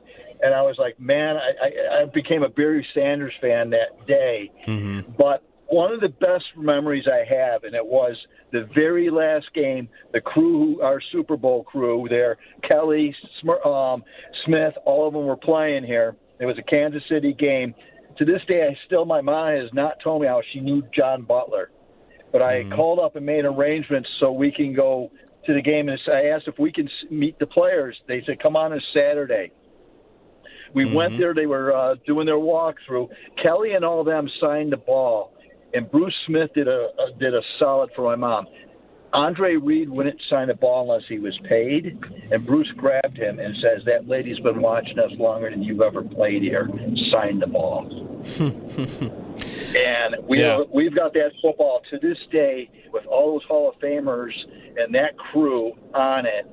And that was the last time that whole crew was together ever. Yeah, 96 finale against, they won 20-9. Does that sound right?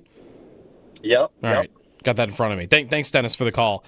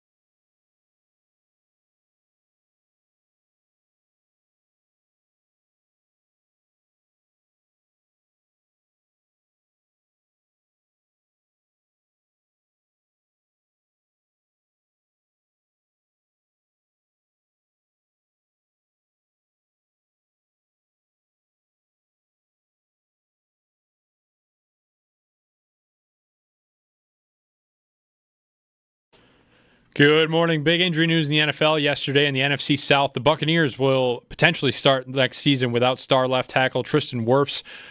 Wirfs could be put on the PUP list due to a knee injury. He had surgery earlier this week.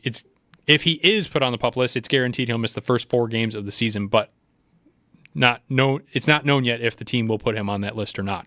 Over in the NBA, Devin Booker of the Phoenix Suns signed a deal with the team last night, making him the highest paid player in the NBA. Booker signed a 2-year, $145 million contract extension with an average annual value of $72.5 million per year, surpassing Shai Gilgeous-Alexander by $1 million. Semifinal round for the women's side of Wimbledon is started this morning. Arina Sabalenka and Amanda Anisimova are going right now. Anisimova leading in the first set.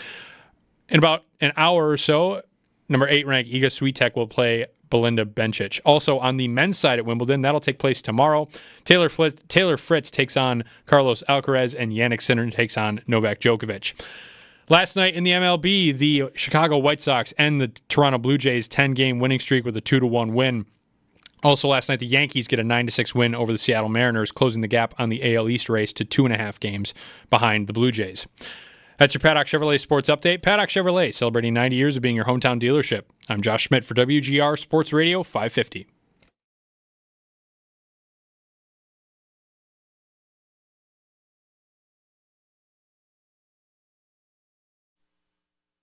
The Buffalo Bills showing that the first two games were not on the flukish side. They come back against the Patriots. Tom Brady on first down has it deflected and picked off. Intercepted by Florence. Florence is in for the touchdown.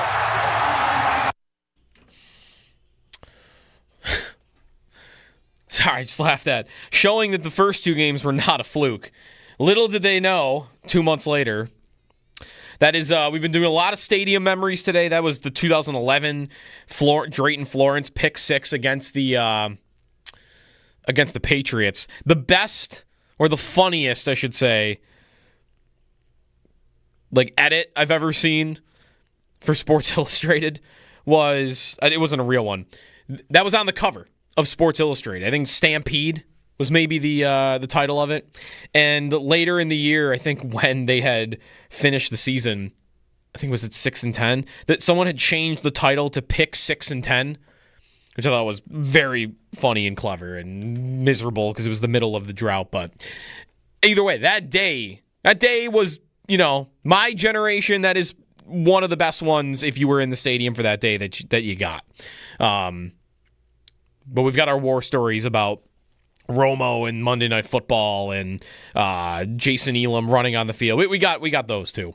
803-0550 is the phone number. Let's go to Brian Koziel now on the Western Hotline. We'll talk some golf. Maybe we'll mix in a little bit of hockey. But Brian, what's your first stadium experience? What do you remember? What's the first game you're ever at? Oh God, my first one was probably before Kelly and the Bills became really, really good when he was there. Mm-hmm. I want to say, I feel like it was a game against the Rams in like the mid-'80s. Okay. I don't have too many memories of like me going to the stadium the first time. I just think maybe just because I was younger, I would have been, I don't know, 9 or 10 years old. The one highlight there that you just played with Drayton Florence, I know Josh was asking me before I got on about at least a game that I say, like what's one of my favorite memories at the stadium. Uh-huh. And at least I thought recently, I'm sure, the games that you said, that are the obvious ones, the 51-3 game, the comeback game, all these sort of, but recent memory, we would always pick one game a year. My family and all my cousins and relatives would come in and we'd have a huge, huge tailgate with, 20, 30 of us. And then we would go in and it would be one game a year. And inevitably it would always be a game that where either the weather was terrible, the game was terrible, the ending was terrible. But this game was playing out that way. It was a perfect day. It was September. Weather was perfect. Mm-hmm. And the Bills fell down 21-0. And then all of us, Brady ends up with 4 touchdowns in the game. Like, here we go. It's another one of those Patriots games. And they, as you heard in the clip there, they get off to a 2-0 start. Mm-hmm. We're thinking, hey, maybe this could be something here this season. And then they start to come back. And one of my favorite Bills ever, Ryan Fitzpatrick, is kind of leading the charge. He gets touchdowns along the way to Stevie Johnson and Scott Chandler. And then the Florence interception where they take the lead for the first time, we're like, holy cow, in just an unbelievable fourth quarter. But to me, the moment of the game that was so great is on the final drive, the game's tied, and Fitzpatrick hits Fred Jackson on a pass down the middle, and he gets tackled near the goal line. Yeah. And I remember, like, as he's running, everybody in the stadium, everyone around us, you're like, go, go, go, go. And then all of a sudden he gets tackled. And then we're like, wait, no, that was better. That was better. Right. Because it would have given Brady time. It would have. And what I remember is I think they called it a touchdown on the field. And yes, you're right. Belichick, I don't know if you were able to tell this from the stadium, but on TV, they were zoomed in on Belichick with the one line judge or whatever. And Belichick is losing his mind because he doesn't want the play reviewed. He thinks because the result was a touchdown from the Bills that he can basically say, no, don't review it. Maybe there was a rule then that if you challenged in the last 2 minutes that they wouldn't review it. It'd be a penalty and they wouldn't review it. I think he tried to do that too. Like, he was trying desperately to not have it get called back, but it eventually did. Yeah, and then after that, we realized that it was better because then they could wind the clock down all the way and give Brady no time. And yes, I remember that sequence. And Belichick's on the field, trying to, and he has no timeouts at this point. Now maybe the challenge because of the timeouts, I don't know, but he obviously is quite upset. Brady's sitting on the bench on the sideline, and he has just torched the Bills all day. But he also had gotten picked 4 times too. Right. Welker has 16 catches in this game, 217 yards. So, I mean, he had a phenomenal day.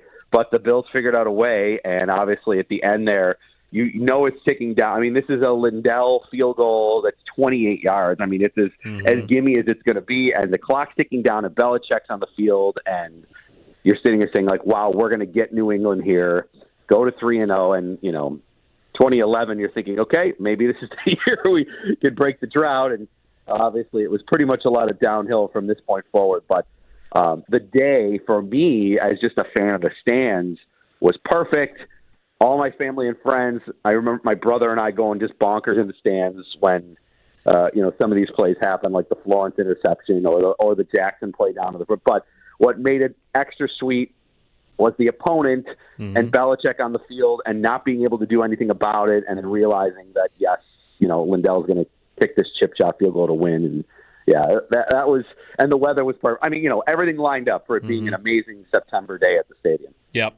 And then they end up with a 6-game losing streak later in that season. The one other memory on that, just to share, that I remember is on that's early Twitter, but I definitely remember because there might have been a question of this, like whether it would happen going into it.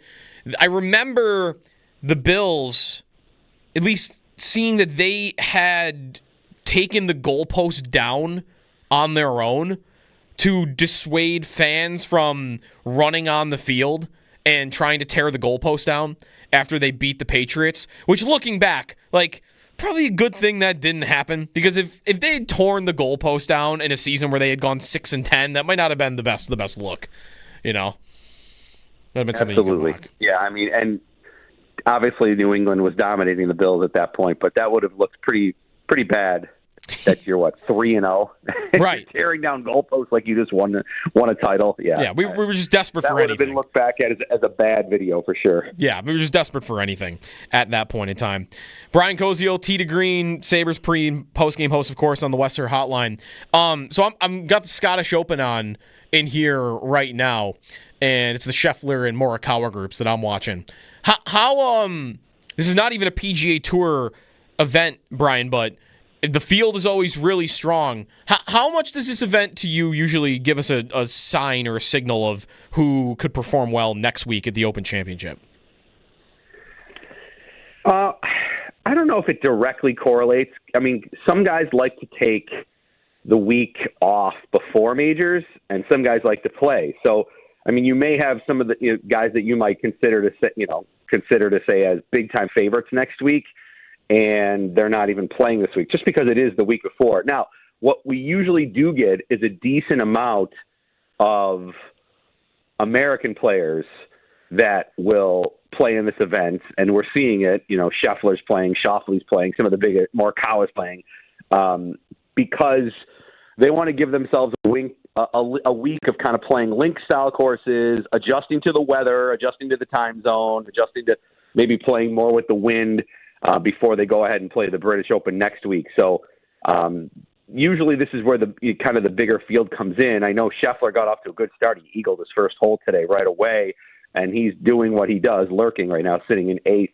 I think he just finished up his round here. But, I think overall this event, I would say, while it's not one of the elevated events that gets everybody in there, it's probably one of the better non-elevated events of the year. And I like it just because it's a different look.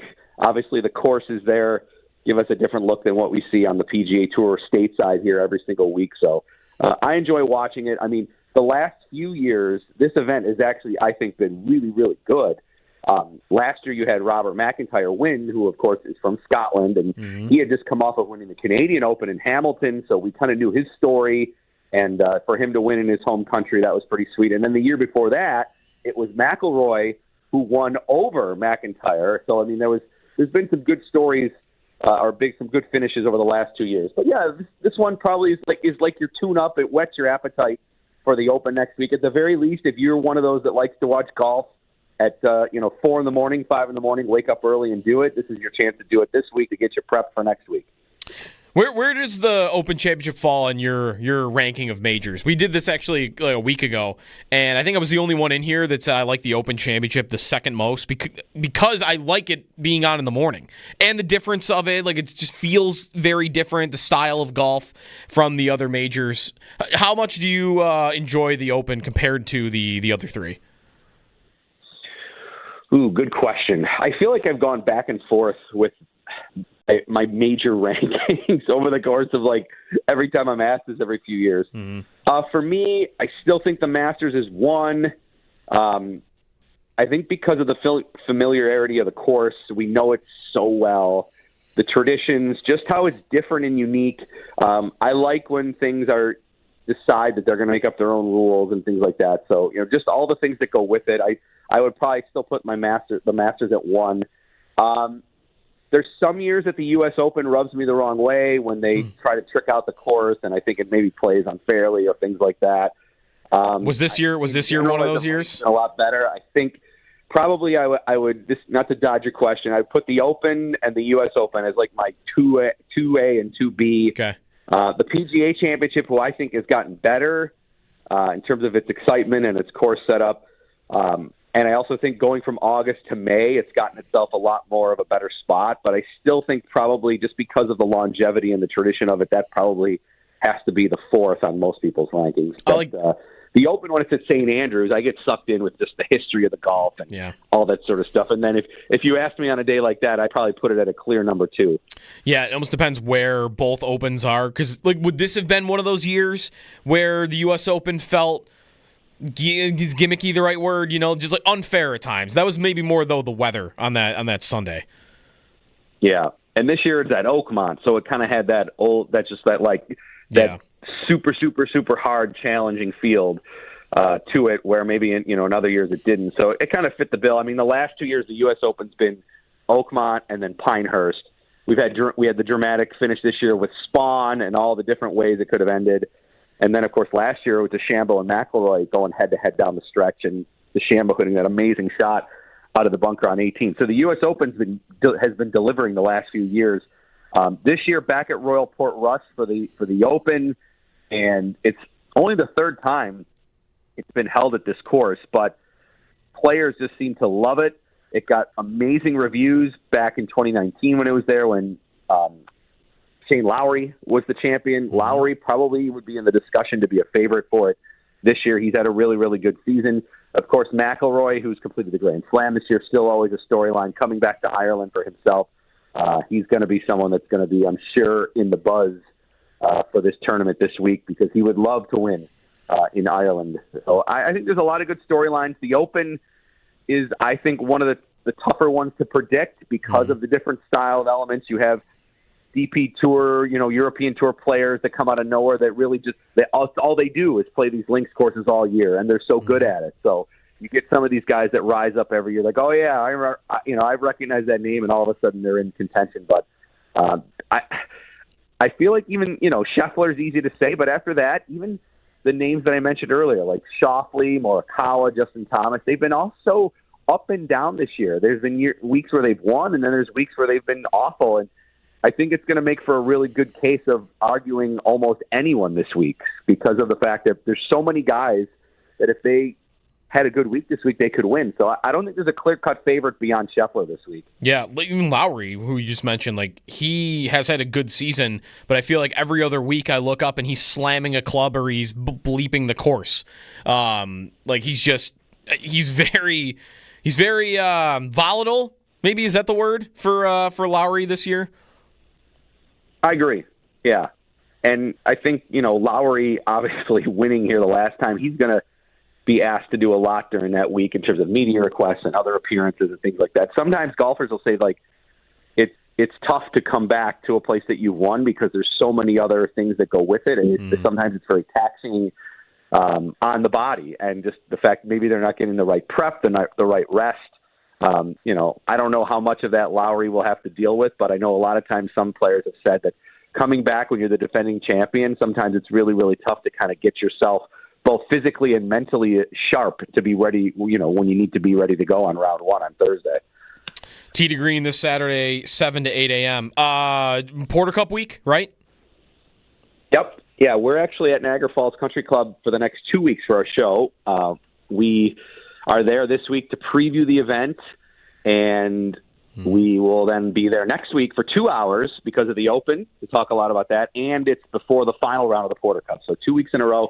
Yeah, Porter Cup this year, the 66th edition of the event. It's a lot of mostly great college players from across the country that are getting invited to this event. I know we've talked about this before, but worth mentioning for those that are maybe hearing it for the first time. The Porter Cup is a really good amateur tournament that's held every single year at Niagara Falls Country Club. The men have been hosting it for 66 years, the women now for 12 years, and it's the third year now in a row that they've done the men and the women simultaneously, which is something that's kind of made them more of a unique event, and they've gotten a lot of positive feedback on that. On the men's side, you could start with Tiger Woods in terms of players that have played in this event. He actually made a hole-in-one on the 12th hole at Niagara Falls Country Club. He's played in this. Phil Mickelson has played in it and won it. Another name from the past, David Duval, has played in this event, world number one. He's played in this event. More current players, Justin Thomas has played in it. Brooks Koepka has played in it. Ricky Fowler has played in it. So you've got some names that are, currently that have been played. A former recent champion, Denny McCarthy, who's maybe labeled as the best putter on the PGA Tour. He has played in this tournament himself. This year, some of the local players of note. Anthony Delisante from Sanborn, New York. He spent a lot of his time playing out of Willowbrook. He, by the way, is leading the New York State Amateur Tournament this week right now. So he might be coming in off of a nice win coming into the Porter Cup next week. He's going to play in a Corn Ferry Tournament event following the Porter Cup. So Anthony's a player that if you like to follow local golf, you should know his name. Who knows? He might have an opportunity that we'll be talking about him playing in pro events here sometime soon. Another local player, Ryan Edholm, Canisius golfer. He was the runner-up last year. He'll be back playing again to try to get himself the title this year. So those are a couple of local players on the men's side that'll be playing. On the women's side, probably the most famous player that has ever played in it and played in the first time it was held 12 years ago, Brooke Henderson, Canadian golfer, very, very accomplished player from the LPGA side. She has played in this event. So they'll have another group of young ladies also participating this week. All right. And Duster Challenge also, you could still obviously sign up for that right at the top of your Twitter. Yeah, go to the top of my Twitter page. It's at Brian WGR. We're getting close to being sold out. I know usually the last 2 years we've had just over 100. We can fit 108 maximum players just from terms of the space and the timing. I know we were in the high 80s when I last checked a few days ago. So go to the top of my Twitter page at Brian WGR. The link's right there. It's an 18-hole putting contest. We set up a huge 18-hole putting course on the Glen Oak practice facility area. And we've got a wave of golfers at 6 o'clock, a wave of golfers at 7 o'clock. And then we narrow it down. We do a cut, and we take the top 16 putters and go 1 versus 16, 2 versus 15, and so on. And we do it to benefit PGA Hope. PGA Hope's a program to benefit military veterans who have come home and are trying to get themselves back accustomed to normal life as we know it, as fortunate as we are as citizens. And through golf, we try to give them some experiences where they can bond with other military veterans through golf programs and golf experiences, and also even possibly golf-aided equipment that might help them if they've acquired some sort of disability or injury while serving our country. So it's all for a great cause. It's a $49 donation. It gets you dinner. Peter Gourmet is going to give you a free dinner. You need drinks. Michelob Ultra is providing the drinks. We'll have drinks and seltzers and beer and all that sort of stuff and soda. So that'll be all unlimited for you all night long. We turn on the lights later on in the night. We'll have music going, prizes, raffles, 50-50, all that sort of stuff. We're excited to announce, celebrities that we have participating. Bulldog and Owen are going to be participating in the Duster this year. So you can come out and see if you can try to beat them. Owen has been, from what Bulldog says, trending well on the golf course. So I'm curious, Owen, if you're listening, all you got to do is 2-putt. if you can shoot 36 putting on our 18 hole, you'll probably make it into the top 16. So that's your goal. From what I saw out of you, Owen, at Tri-County, I feel like you've got it in you. You've got a good result. Yeah, I heard you say cut, Brian, and my eyes lit up. I was like, I'm going to compete for something now. This is awesome. I'm very excited to get out there. Right. We're going to play on the afternoon before we come down there and do the putting event. So also, we're though, super excited. A golf competition for someone that's hitting the ball like 310 down the middle, and you're not going to get to use that talent. No, that's okay though. That's fine. That's unreliable enough. I'm okay with leaving that to the side for now. Yeah. All right. Yeah. No, it's super fun, and you don't even have to be like a golfer to do it. We encourage everybody to come do it to help support the cause. And hang out and have dinner and have drinks and you can watch Owen putting in the finals here down the stretch here. But we hope maybe he'll get a chance to make it that far. But yeah, it's a really, really fun night. Again, just go to the top of my Twitter page at Brian WGR. The link's there. If you're an area business or company, or you just want to donate, even if you can't participate, you can do so on that page as well. It's Friday. It's a week from tomorrow. It's Friday, July 18th. We have a wave of putters at 6 p.m., a wave of putters at 7 p.m. at Glen Oak. And it's a great time, so I hope everybody can come out and support it. Oh, very, very quickly before we wrap, because I know you're obviously huge or big into tennis. Is Djokovic at this age, at 38, like, is he separating himself at all from Federer, Nadal by playing this long, whereas I think those two weren't they about done being this competitive by that age? His longevity is definitely the most impressive, I think, of any tennis player ever. And I know statistically, Grand Slams wise, and finals appearances wise, and majors and things like that, he does have a slight edge on those other two. If you said like greatest tennis player ever, I'm probably answering Roger Federer, but I feel like Djokovic to me is gaining traction to have that argument. I think Federer's impact off the court is so massive that he probably still would be my easy answer to say yes to this, but Djokovic just continues to play great. I don't know if I want to say he's becoming more likable with age, but he seems to be also publicly handling himself in a better fashion. It seemed he was definitely like under the radar of Federer and Nadal, and I don't think he liked it. He was always trying to kind of like do things or say things that maybe tried to get him in that group, but now that he's got more of the spotlight than the other two, I feel like, people are finding him to be a little bit more likable. And because he's older now, rooting for him, there's a story there in itself. But what a Final Four left on the men's side.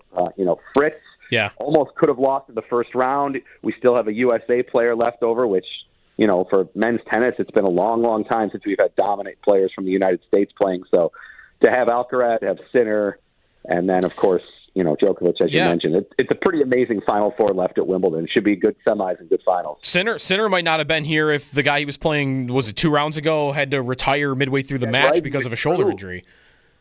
That's right. He was down 0-2 in sets. Right. Yeah, Sinner's probably got to be lucky that he's still alive. That's a great point, Joe. I forgot about that. And we get that match. We get that match tomorrow morning. All right, kept you long enough. Thanks, Brian, for taking some time out, and we'll talk soon. Okay, Joe. Thanks, guys. Brian Koziel, Tee to Green, 7 to 8 this Saturday. Be sure to check it out. Big golf week and a half here that we have in front of us. Revisit from earlier our stadium conversation. If you've got a memory that you haven't heard brought up today, maybe your first game that you went to, it could be a deep pull. Feel free to give us a call at 803-0550. Got some tweets to go through on that front as well. Jody Biasi, hanging out for another half hour or so until we get you off to the Northtown Automotive Extra Point Show. That's coming up here on WGR.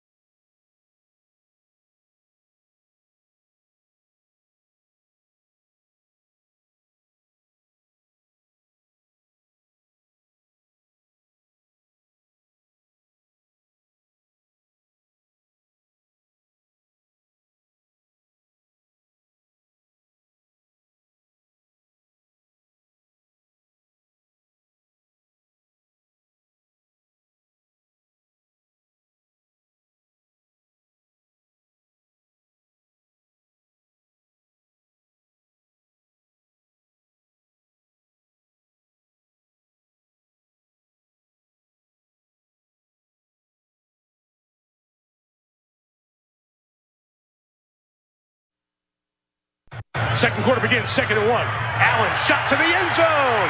Touchdown! Brought in by Stephon Diggs. Mike Tirico on the call. That's from Bills Packers. Owen's story from earlier about that game. Sunday Night Football. And then Jair Alexander tries to hit him after it on the ground because Diggs is literally in his head. He successfully rolls him into the corner and Diggs gets up and goes after him afterwards. Yeah. Oh yeah, they were ready to swing. Yeah, that was entertaining just in and of itself watching that game. Like I mentioned earlier, I was there and I just ISO cammed those two all night. Man, they hate each other. It was awesome. I love doing that with any wide receiver, cornerback rivalry that's kind of known. I love those. And watching those two positions that always feel so diva-y. Yeah. Diva it up is really fun. I always really enjoy that. So that was a really cool version of that because those are two of sort of the utmost version of that guy in Alexander and Diggs. So that was really cool. I mean, it was kind of close to being funny that the Bills could have had Jair Alexander playing across from Diggs this year. The Bills wanted him, right? The Jordan Schultz report from about a month ago was that but when he was on the trade market, this is before the draft, this is before they signed Tre'Davious White, that the Bills were interested. They were in on that with Alexander. Didn't end up working out. And then Diggs goes to New England.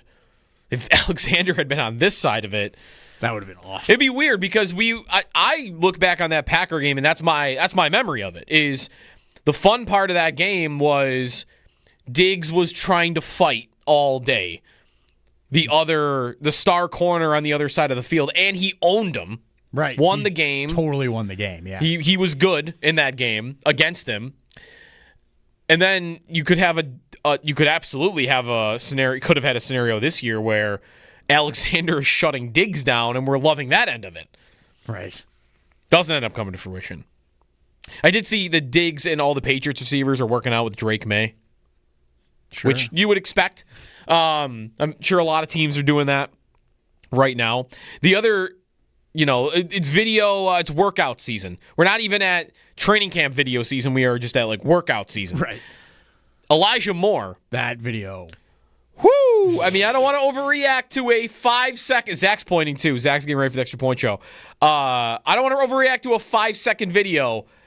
But man, I've never seen a receiver in a drill look faster in a 5-second video than Elijah Moore yesterday. Was pretty legit. I mean, we talked earlier about neighbors looking like some guys just look different when they do stuff. Yeah, that looked different to me. Lightning. Holy man, the was cuts he going fast that he was making. I mean, that is his thing, right? His thing is route running and separation, and how do you do that? You're quick out of your breaks, right? Right. That short area quickness, the 3-cone drill type stuff, and he looked blazing fast in that clip. And I'm excited about him. It's weird to me still that he got so much less on the open market than Josh Palmer did, given that their careers are almost the same. Right. But it doesn't matter. They're both here, right? Mm-hmm. They're both here, and I'm pretty optimistic about both of them being big upgrades for the Bills from what they had last season at the position. Not like the fact that I think they'd be a number one, but better than Cooper and better than Hollins. 803-0550 is the phone number. Tony in Tennessee's got a stadium memory. What's up, Tony? Yeah. It's not necessarily about the Bills, but it was just a funny event in the 90s. I went to a ton of games with my father. We got great tickets, roughly the 50-yard line, maybe 20 rows up, in the lower bowl. And, I'm there with my father, and we're the first two seats in the aisle, and Governor Pataki was coming down, or he was trying to become governor, I forget, but he was doing tours, and he came to the Bills game, and he's going down the stands, and he's shaking people's hands. And I was probably 6 or 7 years old, and, he's got people with him, and he's kind of blocking the view of everybody as he's going down the aisles, shaking hands. So he gets to our row, and he's trying to shake my father's hand, and I'm I'm tugging on my father's sleeve, and I'm like, "Hey, Dad, I can't see the Bills game. Can you tell this guy to move?" And he thought that was hilarious, and the governor was laughing, and I just remember in the '90s how crazy it was, and everybody was focused on the game. It meant something to everybody, and it's like that again, and it's really awesome. And then another thing I wanted to mention was just the Winter Classic, having the opportunity to have that at the Bills Stadium, and it was just magical when it started to snow at the end there, and it was an awesome opportunity for Buffalo, and it was awesome. Yeah. Thanks, Tony, for the call. I'm glad you brought up the Winter Classic, because that's gonna be number one for a lot of people. I do like the story of you basically telling the governor to sit down, though. Like, get out of the way. But the Winter Classic, I was not there, and I'll regret not being there because it would have been awesome, lifetime, experience that you hope they have another one. They will have another one. I would be stunned if they don't have one at the new stadium at some point in time. But I've told the story before, but I did get to a hockey game at that stadium. USA and Canada. Yeah. World Juniors 2018. I was not at the New England Perfect game. I was still doing, stuff with Chopin Bulldog in here at that time. That hockey game in 2018, USA-Canada. Middlestat is on the U.S. Scores that goal. He scored a goal. Yeah. He scored the goal, I think, in the arena the night before. Yeah, you might. Because I was at that, too. Yeah. I think he had 3 assists, though. Like, he was one of the players in the game. Points. The U.S. is wearing Bills jerseys, by the way. Yeah. Remember that? They're wearing Bills jerseys. That was so cool. The Bills did kind of play hockey one day, at least in uniform. Yeah. That was the coldest I've ever been in that stadium. It was a night game. It was freezing. It was windy. And so many stories that game. Like the tailgating and how many Canadian fans were there. It was probably 70-30 at least. So we're walking through the RV lot, and we hadn't quite realized yet how many Canadian fans there truly were. And then at some point we're walking through and we're getting booed. And we're looking around and we're enjoying it. But at some point I'm like, holy crap, look how outnumbered we are right now. Right. It's like we are the only 3 fans wearing U.S. jerseys. We are surrounded by hundreds of Canadian fans because, again, there were just a million of them there. And that game ends up being a great memory. Yeah, it was 4-3 shootout win for U.S., right? Yep. Yeah, the other thing, the bleachers, Bills fans will know this that sit up top, I'm sure, from certain games. The bleachers were covered with a layer of ice. Yeah. Like a half an inch thick, maybe. Right. The whole thing. So they were giving out these U.S. flags at these just little, wood stake U.S. flags. And all of us are using them to scrape the ice off of the bleachers because you can't sit. Yes, too cold. It's so cold, and if you're sitting on ice, that's not going to help. No, no, not at all. Yeah, that game was incredible. I also similarly did not get to the first Winter Classic when I was a little kid. Yeah. And I think the story goes, my dad wanted to take us and was too scared about, is it going to be too Billsy insane? I was very young at the time. So he was like, I don't want to bring him if it's going to be Bills game level of insanity in the bleachers. Yeah. And he still tells me to this day, I regret that so much because it was awesome. And you could have been there and I was too scared. So yeah. I really wish we could have gotten to do that. I wouldn't probably even remember it, but he did a really good job to try and make sure we didn't get stuck out there because those they got rowdy back in the day there. Yeah. Still does, or back in the day. Definitely. Yep. Stadium memories. 803-0550 is the phone number. Still got a minute or two if you want to try to get one in here. Extendo Sports coming back here. Got some golf on right now.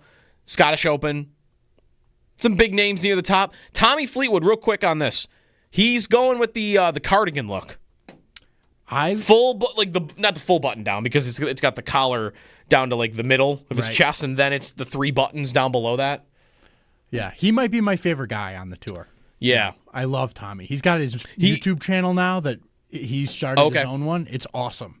He is the guy I'm going to be rooting for at the Open Championship more than anybody. Love to see he him just missed winning his first PGA event a couple weeks ago ball, too. Hit a rock just on a 2-footer and just barely veered off. Is the cardigan though something that like only he can pull off? I don't think there's many guys that could do it. He's one of the few. It's because of the hair and the beard and the size. Like he's sort of he's fairway Jesus is what I call him. Fairway Jesus, because he's just got that look. He looks awesome. Yeah, and I think he could wear. He wears some interesting, weird stuff, but he looks good in it. Right, and he's great. Like I wouldn't suggest Scheffler. No, go cardigan look. Scheffler dresses like a grandma. No, Scheffler, a grandma. Scheffler dresses like the stock photo dad in a Walmart photo frame. That's more appropriate than grandma, but that's Scheffler. You know, he's the best player in the world. He's never worn a pattern in his life. Wear a cool shirt one time, dude. Solid color. What are we doing? You are only ever going to get solid colors out of Scheffler. Hate it. But Fleetwood can go cardigan and pull it off. All right. Extendo Sports coming back, and then the Northtown Automotive Extra Point Show here on WGR.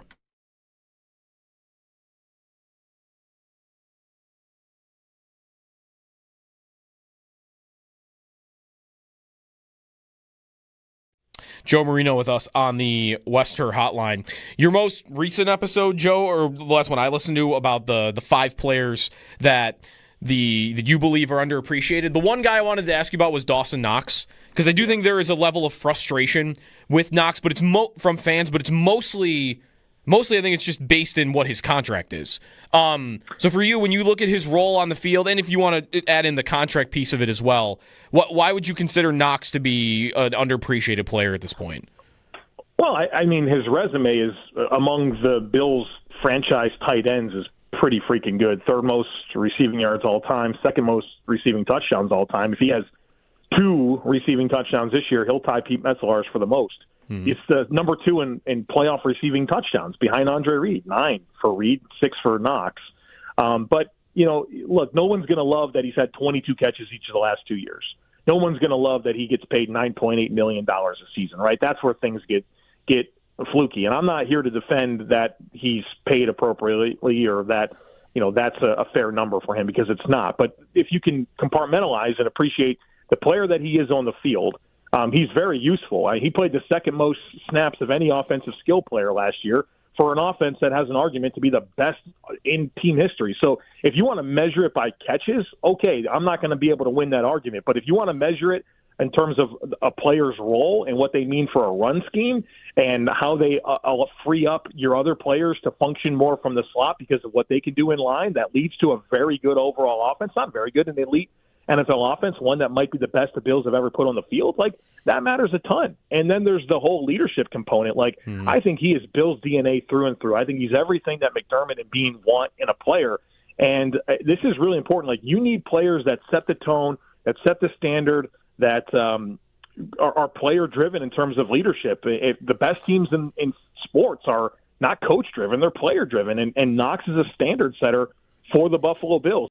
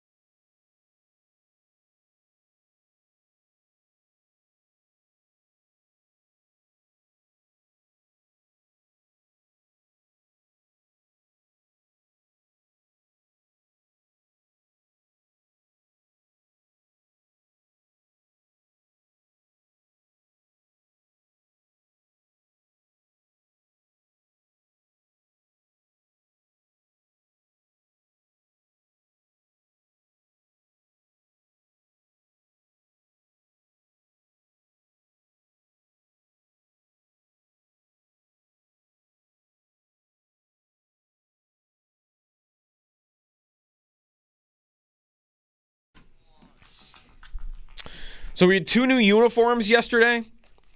The Commanders throwbacks to their Super Bowl uniforms, but they obviously replaced the old logo with the W for Commanders.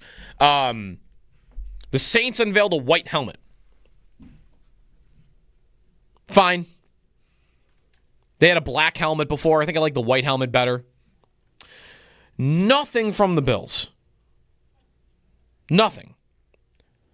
Which is fine. We know we're getting something. They're going to be participating in this rivalry series at some point. I tend to think that's going to be brand new. Not a throwback. It's going to be, I think, I would bet, like a City Connect type vibe that you get from like MLB and NBA, which I think would imply different colors maybe. I've always come back, there's a mock-up of like a Nickel City silver kind of looking Bills logo or jersey combination. It's very sharp. So maybe we'll get that soon. I really wish the NFL would have announced that or unveiled those like this week and next week. This is your time to do it. Come on. You're trying to own the whole calendar, NFL. You got some jerseys to unveil. Take these 2 weeks where there's nothing happening and go for it. And you got a couple teams doing that at least. But nothing from the Bills yet. Do we think they're going to get brand new uniforms in the new stadium? Pete Gwelly, when asked at the owners' meetings, kind of mentioned that they have plans for the new stadium. And I wonder if they'll change completely. Like, will they go like red helmets full time? I'd be curious about that too. Not just throwbacks, not right, like an alternate, like as a new. Yeah, like they will go back to, hey, our jerseys are the '90s jerseys again. I think we're going back to that. They'll probably do something. I don't know if they'll do maybe helmet might be too aggressive, but I think there will be at least I would imagine a redesign of some degree. It just depends how much they want to deviate from their current setup, because I think their current setup is like as good as it gets for the most part. Like red helmets would be awesome. That'd be super cool. But like they've got a good look going now. So I don't know. I can see him wanting to keep it pretty similar because it looks so good. Yeah, definitely. All right. That is going to do it for this morning. Although, stay tuned. Northtown Automotive Extra Point Show is on the way next. Thanks for all the phone calls. Really good stories and memories. Yeah, that was awesome. That have been shared. A lot of that. A lot of good tweets on it, too. Not all that we were able to mention on the air, but I'm reading through them. There's a lot of good stuff.